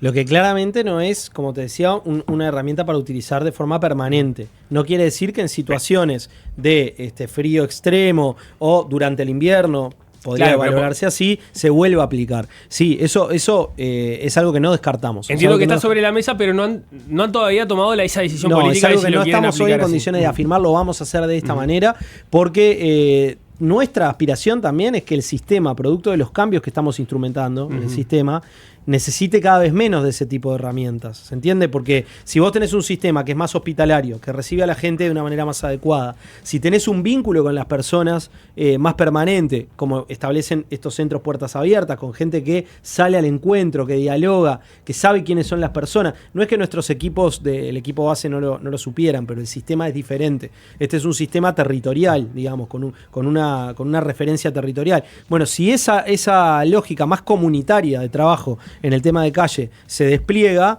las herramientas compulsivas o obligatorias van a ser menos necesarias. Pero nosotros lo que no podemos es descartar el uso de ninguna herramienta. Hay otras herramientas que implican compulsividad también y no las descartamos, porque tenemos que proteger la vida de las personas. Obviamente que proteger la vida de las personas no es solamente evitar que una persona fallezca durante el invierno, que además cuando uno mira la casuística de esos fallecimientos se encuentra causas muy diversas, pero las causas siempre tienen que ver con deterioros en la salud de las personas previos a esa situación, ¿no? Entonces, la protección que el Estado tiene que llevar adelante es una protección que tiene que ver con trabajar para evitar que las personas vivan en la calle.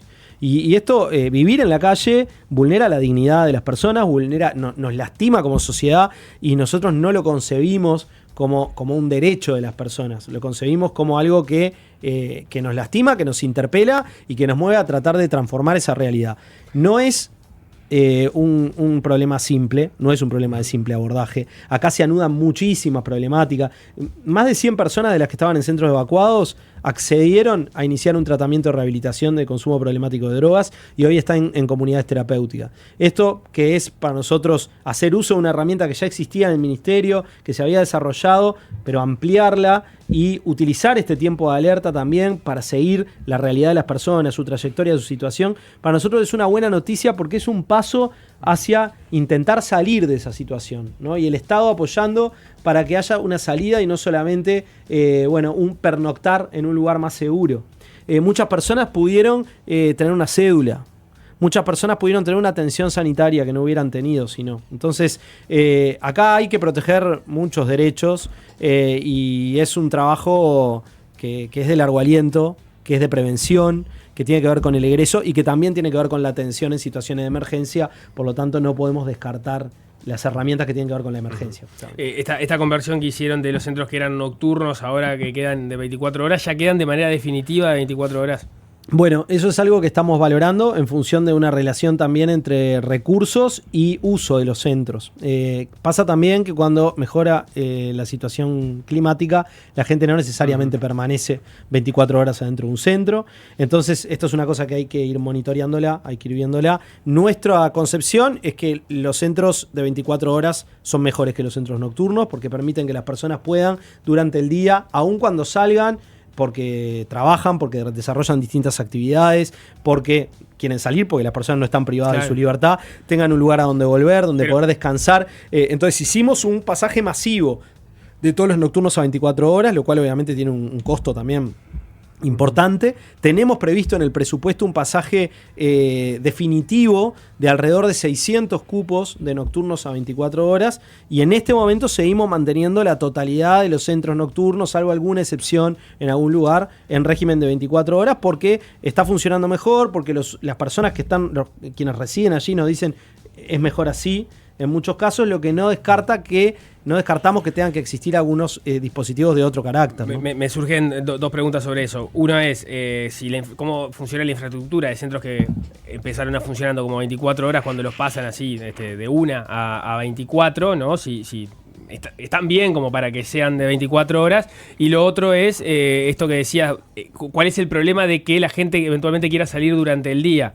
Entiendo que tiene que ver con la racionalización de los recursos, no es porque eventualmente no puedan salir, o sea, no hay un problema con eso. No hay un problema con no poder salir, el tema es si vos tenés centros vacíos durante buena parte de las horas del día, es algo que tenés que ir valorando, ¿no? Podemos ir a un régimen de horario extendido, que no sea solo nocturno, pero capaz que tenga algunas horas de descompresión también. A veces se producen también problemas en la convivencia, entonces en algunos lugares del interior donde no había respuesta permanente, teníamos solamente respuesta en el invierno y ahora la estamos extendiendo, que esto también es una gran novedad. Yo hablaba de los 1.700 de Montevideo, pero tenemos 1.000 personas alrededor de 1.000 personas, 800, entre 800 y 1.000, en el sistema de protección social de contingencia, o sea, este tipo de dispositivos en el interior del país, ¿no? Esto es una enormidad. No había datos sobre esto porque no se registraba en el SMART, el sistema que tiene el ministerio, donde se registran las actuaciones sobre las personas, no se registraban los ingresos en el interior. Bueno, los estamos registrando, pero además de registrarlos, estamos sosteniendo esa atención, que es mucha. Y allí hay lugares donde nos dicen, acá nos parece mejor un régimen de horario extendido que un 24, también tiene que ver con situaciones de convivencia que se dan, ¿no? Entonces, estamos midiendo todo eso, evaluándolo, tomando decisiones un poco a medida de cada situación. Cuando vos decís la infraestructura, bueno, en algunos casos tenemos infraestructuras que estaban ya previstas para 24 horas. La administración anterior hizo un pasaje importante de nocturnos a 24 horas, una decisión que nosotros valoramos y que estamos continuando. Hay 24 horas que son lugares donde viven pocas personas, 12 personas, 20 personas. Nosotros lo que hicimos fue pasar también los dispositivos más grandes de contingencia, algunos que son de 40, algunos ahora que son un poquito más grandes, que son estos híbridos que te mencionaba, también pasarlos a 24. Entonces, es la infraestructura ideal para tener un centro de 24 horas. Tener 24 horas a 40 personas juntas es lo mejor. Bueno, evidentemente si nosotros pensamos en el escenario ideal, no vamos a eso, vamos a dispositivos más chicos. Pero hoy tuvimos que también hacer una opción, y la vamos a seguir haciendo, que entre el ideal y la realidad del desamparo de muchísima gente, decir, bueno, quiero sostener la presencia 24 horas. Y la quiero sostener en situaciones donde capaz que logro que exista una casa con 12 personas, autogestionada, ¿no? Que con algunos perfiles además se puede dar, y en situaciones que con otros perfiles no se está pudiendo dar, donde tengo más gente. Bueno, y ahí hay que ir administrándolo y también perfeccionando esos dispositivos, ¿no? Salimos un poco de este tema, así recorremos un poco todo el panorama. Parece bastante claro que en el presupuesto el gran caballito de batalla que atañe al MIDES es la pobreza infantil, ¿no? ¿Y cómo fue ese armado? O sea, fue un armado que vino, digamos, grupal. Se juntaron Sibila, Lustenberg, Godone, Orsi y cranearon. Apareció el plan y se lo comunicaron a Sibila. Y fue, mirá, viene por acá la cosa. Fue una reunión entre Godone y Sibila. ¿Cómo se armó eso? A ver, los artículos que están contenidos en lo que es el inciso 15, el Ministerio de Desarrollo Social, fueron propuestos por el Ministerio de Desarrollo Social en el marco de una planificación integral del gobierno. Nosotros tenemos prioridades definidas que se comunicaron en su momento al inicio de la gestión. Nosotros asumimos las prioridades que tienen que ver directamente con nuestro ministerio, participamos también en planes que lideran otros ministerios, entonces todo esto lo fuimos conversando en un sistema que es el diálogo cotidiano. O sea, tuve varias conversaciones con el presidente de la República, también con el equipo económico, hemos conversado con otros ministros, pero la realidad es que fluyó. O sea, hay un trabajo colectivo en torno al presupuesto. El presupuesto es un presupuesto de todo el gobierno, y nosotros además como ministerio fuimos priorizados en este presupuesto, ¿no? Si uno mira la administración central, el ministerio que tiene mayor dotación de recursos incrementales es el Ministerio de Desarrollo Social. Esto tiene que ver con una prioridad del gasto social, que también se refleja en otros organismos que no son ministerios, que tienen incluso dotación mayor, como el caso de la ANEP o como el caso del INAU, que son muy importantes a los efectos de avanzar en objetivos como el abatimiento de la pobreza infantil. En el caso de lo que nosotros como inciso, como ministerio, llevamos al presupuesto, está contemplada la prioridad de la pobreza infantil, ni que hablar, por ejemplo, en el aumento del bono crianza, que es una parte importante del incremento presupuestal del ministerio. También de forma, podríamos decir, conexa o lateral en otras prestaciones como la canasta de higiene menstrual, que está dirigida a personas menstruantes entre 12 y 50 años, que son en su enorme mayoría mujeres, también varones trans, pero en su enorme mayoría mujeres, que en la mayor parte de los casos también tienen hijos a cargo. Entonces ahí hay una consecuencia indirecta también en mejora de recursos para hogares con niños, niñas y adolescentes. Pero bueno, también en el presupuesto del Ministerio de Desarrollo Social se priorizan otras cosas, ¿no? Si uno mira te diría que es un miti-miti entre lo que tiene que ver más con pobreza infantil, focalizado hacia ahí, y el resto, capaz que un poquito más incluso el resto, porque pobreza infantil está transversalizado en todo el presupuesto, no solo el del Ministerio de Desarrollo Social, es 40% de todos los incrementos. Ahora te pregunto. Tenemos violencia de género, que tenemos una dotación incremental ahí, presupuesto para la Dirección Nacional de Apoyo a las Personas Liberadas, que tiene mucho que ver con la prevención de situación de calle. Cuidados también, hay muchos cuidados, tenemos discapacidad, porque aparte planteamos la creación de un Instituto Nacional de la Discapacidad y jerarquizamos las áreas de cuidados y discapacidad. Ahora nos metemos en recursos distintos para lugares. salud mental. Te corto porque te quiero hacer una preguntita antes. Y el diálogo ahí que tenés con Orsi, ¿no? ¿Cómo es? ¿Es un diálogo estrictamente vinculado al MIDES? ¿O también dialogan otras cosas más políticas? ¿Se habla de la cotidiana? ¿Hay un diálogo interministerial? ¿Existe un grupo de WhatsApp? ¿Comentan cosas? ¿Se habla del comunicado de Cancillería de Gaza? ¿O no? ¿O solo hablas de temas vinculados al MIDES? Me interesa hacer un poco tu rol como ministro también. No, grupo de WhatsApp con el presidente no. El diálogo con Yamandú es permanente y es muy bueno y es sobre de todos los temas. ¿Sí? No está acotado exclusivamente a los temas del Ministerio de Desarrollo Social. Tenemos un diálogo muy, muy bueno y muy fluido. Y bueno, también eso se expresó un poco en el proceso de construcción del presupuesto, pero también en cómo hemos ido dando seguimiento a distintos temas. Yo me siento muy respaldado por el presidente y he sentido también de parte de él un reconocimiento muy importante a la gestión, a los esfuerzos de gestión. Nosotros estamos en un año muy particular, ¿no? O sea, heredamos un presupuesto, como todas las administraciones, que está previsto para hacer lo que se venía haciendo.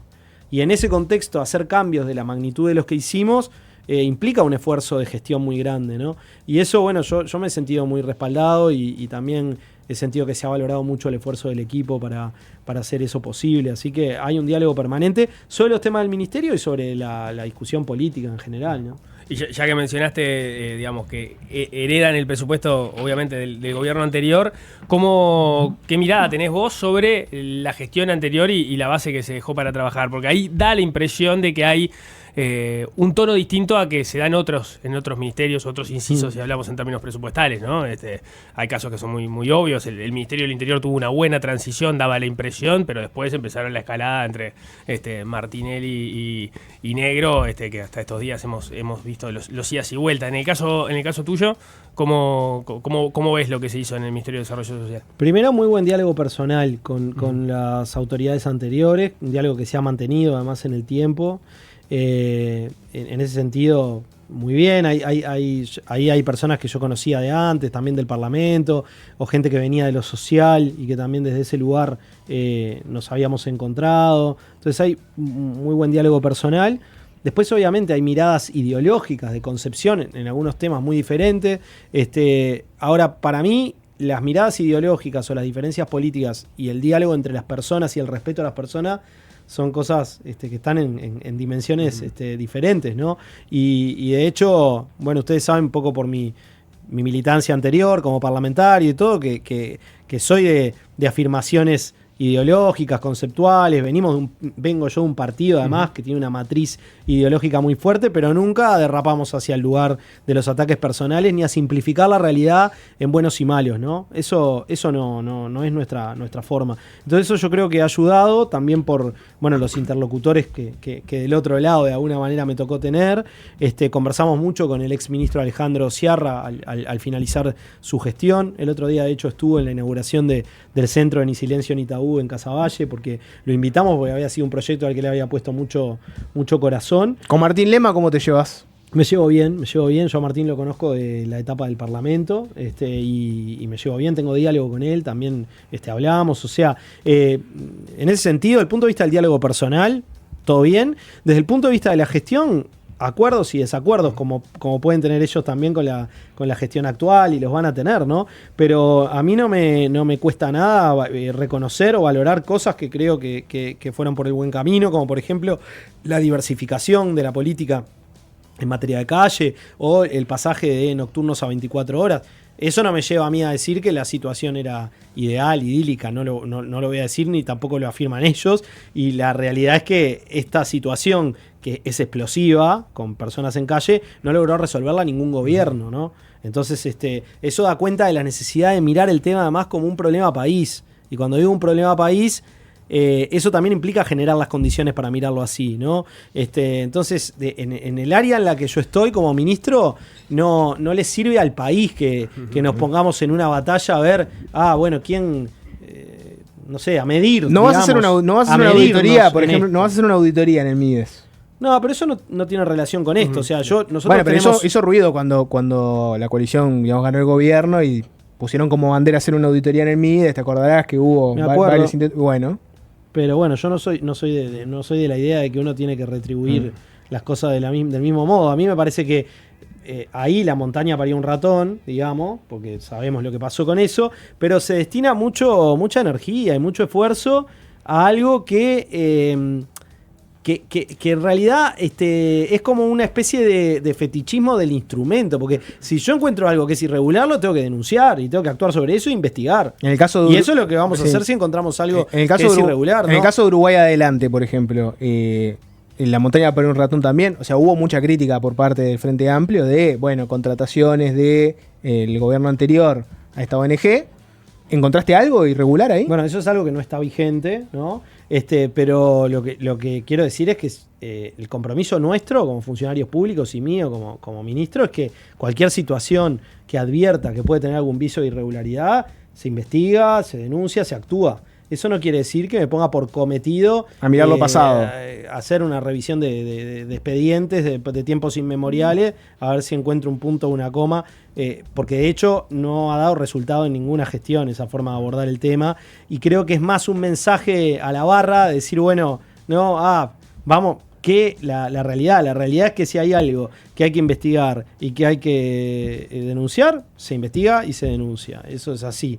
Y si no existe ese algo, no lo voy a inventar. Digamos, no voy a gastar ni un poquito de energía en eso, ¿no? Y después, en el terreno más de la orientación de las políticas, yo creo que las diferencias y los acuerdos se van mostrando en la marcha.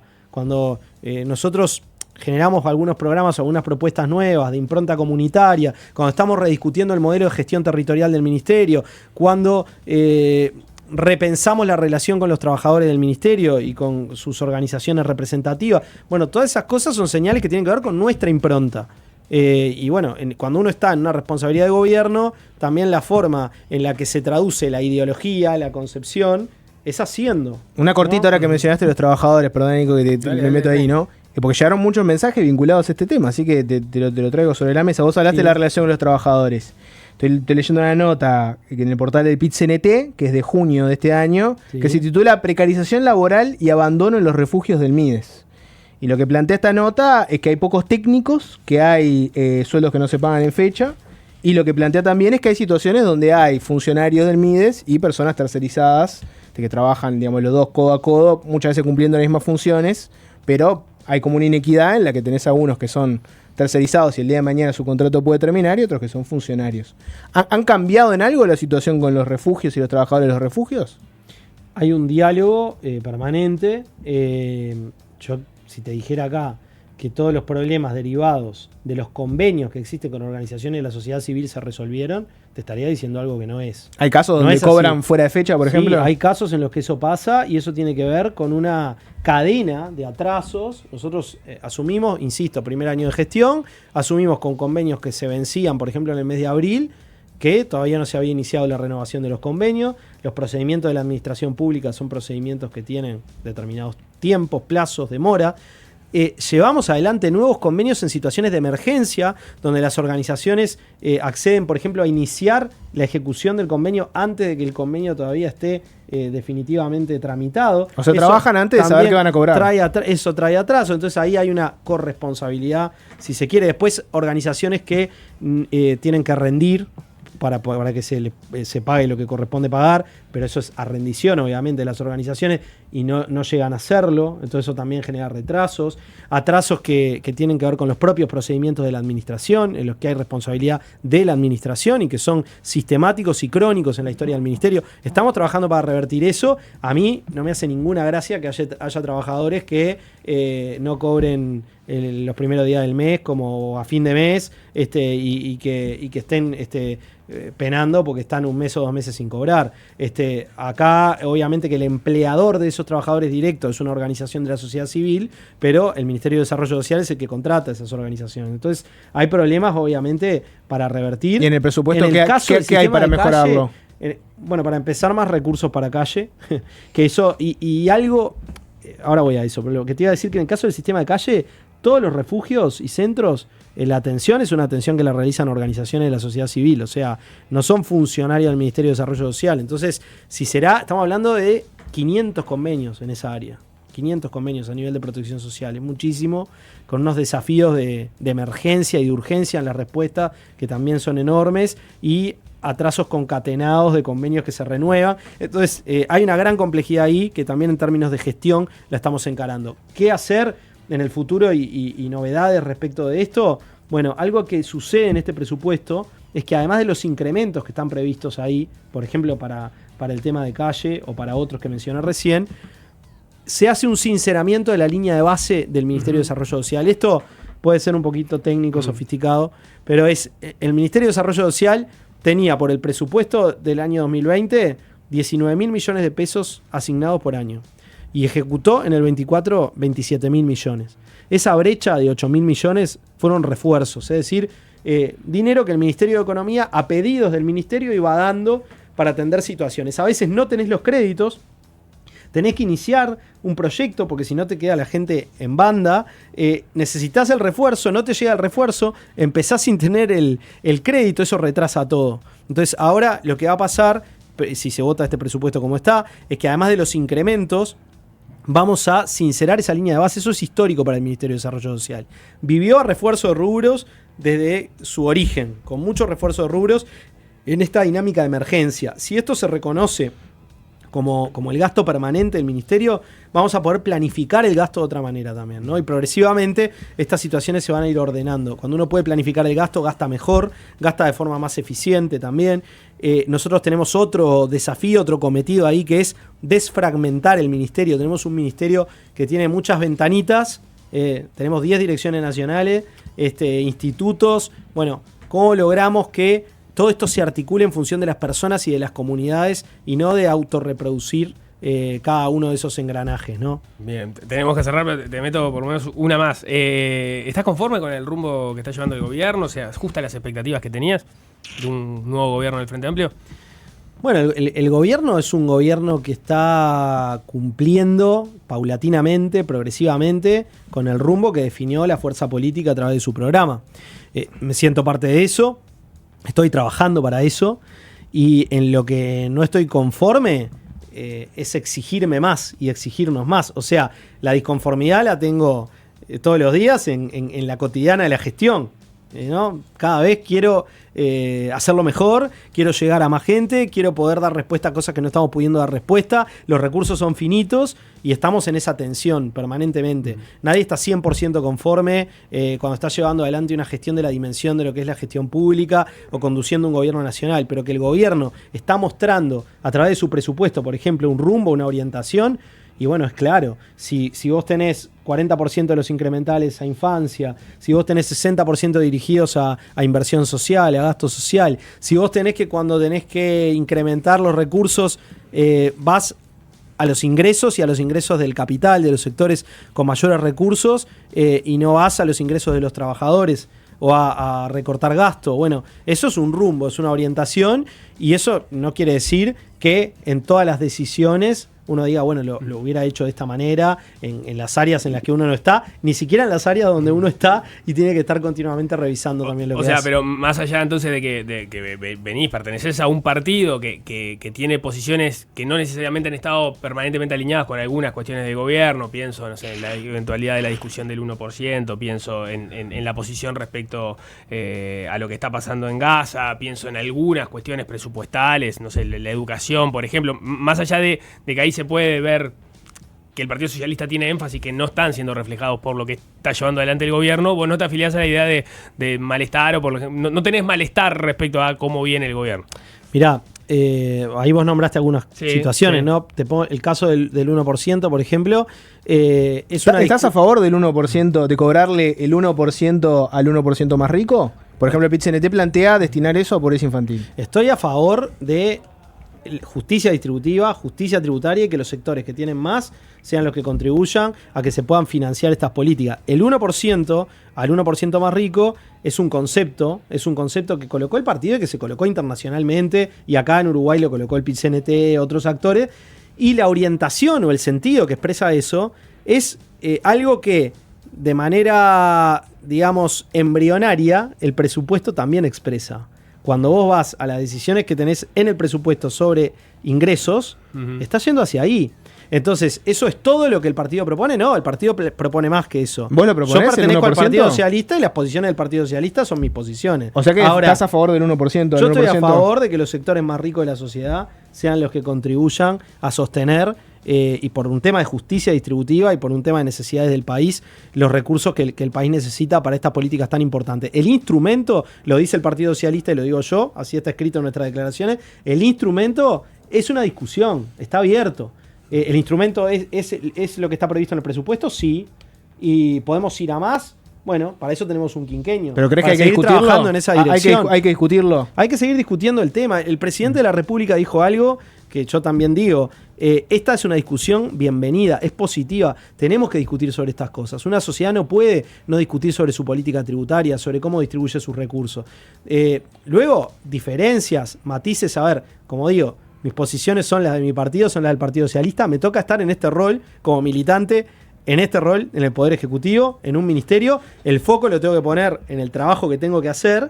Y las discusiones tengo ámbitos para darlas. Te complica esa pregunta. Entonces, si te pregunto, ¿pensás que Orsi tendría que decir que hay un genocidio en la Franja de Gaza? Te complica más. Yo no voy a decirle al presidente lo que tiene que decir. Yo lo que sí adhiero es a una posición absolutamente clara de mi partido, de otras organizaciones y de muchos actores en la comunidad internacional que dice que lo que está ocurriendo en Gaza es un genocidio.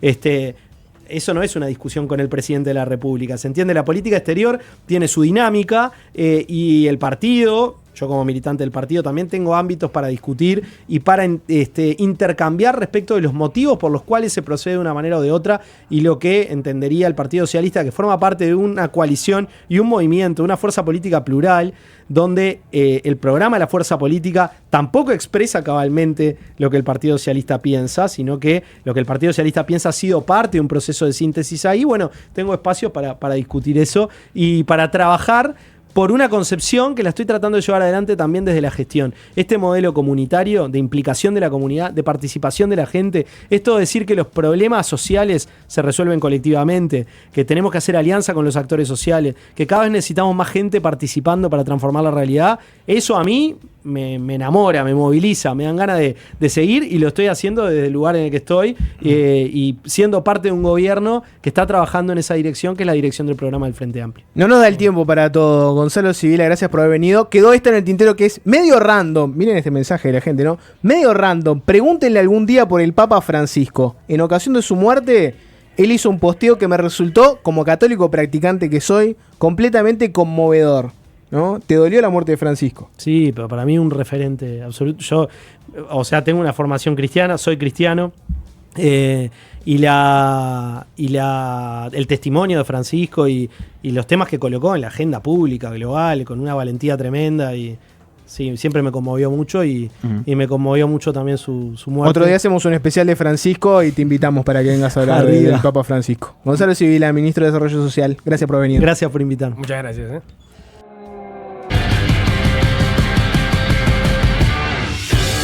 Todavía queda algo de programa en esta tarde de radio. 45 minutos pasan de las 18 horas. Hay que hacer eso, ¿no? Cada tanto hay que decir la hora. Claro. No voy a decir los hectopascales, ni la humedad, ni el clima, pero la hora se puede decir cada tanto. El aire es tuyo, Nico, dale. Bueno, vamos a comentar una repercusión de una entrevista que hicimos acá hace algunas semanas, que fue con el presidente de la Suprema Corte de Justicia, John Pérez. Quizás algunos recuerden esa entrevista, fue el 16 de septiembre.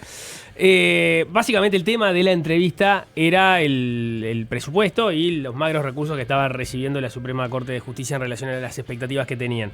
Pero sobre el final de la entrevista se alude a una investigación de la cual habíamos hablado aquí en el programa, porque habíamos hecho una entrevista al respecto, que es una investigación que estuvo a cargo de la Cátedra de Género y Generaciones de la Universidad CLAE, una investigación que se hizo con el apoyo de ONU Mujeres y de la Embajada de Países Bajos, que era sobre la prevalencia de las denuncias falsas en materia de violencia de género en los años 2021, 2022 y 2023 en Uruguay. Una investigación coordinada por la doctora Teresa Herrera con investigadoras como la doctora Alicia Deus, Natalia Fernández, Soledad Suárez y la licenciada Marta Leites, además de otros abogados y abogadas que trabajaron en la investigación. Deus y Suárez, de hecho, fueron entrevistadas aquí en el programa por esa investigación.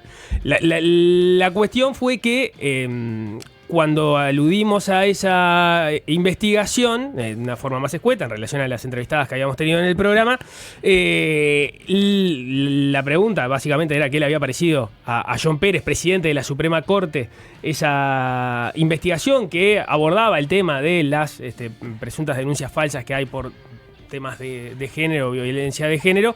La respuesta de John Pérez fue que le parecía que la investigación había tomado solo una parte, que él no dice con las palabras que es incompleta, pero sí llega a decir que el informe, por lo que tenía entendido, había tomado solo una parte, y menciona un número que no lo refiere exclusivamente a las denuncias por violencia basada en género, sino a las denuncias en general, que dice el sistema en general se reciben un 10%, un 20% de denuncias falsas. Bueno, esas declaraciones generaron malestar en quienes estaban detrás de esta investigación y le mandaron una carta al presidente de la Suprema Corte donde, bueno, dan el marco de la investigación, cuentan cuándo fue presentada en forma pública el 26 de julio en el Parlamento Nacional, con la presencia de la vicepresidenta de la República, así como más de 300 personas de distintos ámbitos y tomas de decisión. Hubo una nueva presentación, se menciona en la carta, el 11 de septiembre, dirigida específicamente al sistema de justicia, pero dice, en el caso de que usted tenga interés en que los equipos que han trabajado en esta investigación realicen una presentación particular en su despacho, con mucho gusto podemos coordinarlo. Motiva esta propuesta su comentario de que esta investigación no tomó todo el espectro o tomó solo una parte, ya que esta metodología es igual o más amplia que la utilizada en otros países a los que usted mismo hace referencia, donde ninguna reveló más del 6% y no entre un 10 y un 20%, como usted afirma en la nota. Tal vez estos comentarios obedezcan a que aún no leyó la investigación, como reconoció ante la repregunta del periodista, porque es verdad, John Pérez, luego de comentar que le parecía, por lo que había leído, que la investigación tomaba solo una parte de los casos y no todos, después menciona que no había leído todavía la investigación. La carta es firmada por Magdalena Furtado, que es coordinadora de programas de ONU Mujeres en Uruguay y en Argentina, y Teresa Herrera, que es la coordinadora de la Cátedra de Géneros y Generaciones de la Universidad CLAE. Una repercusión de una nota en Fácil Desviarse. La repercusión de la siguiente pausa, que es la que vamos a hacer, va a ser cerrar con una canción. Aviso para que sepan que siempre hay algo. Ustedes no piensen que esto es simplemente un contenedor de simples avisos de nuestros anunciantes. ¡No! Hay contenidos. Pero primero, algunos avisos de nuestros anunciantes.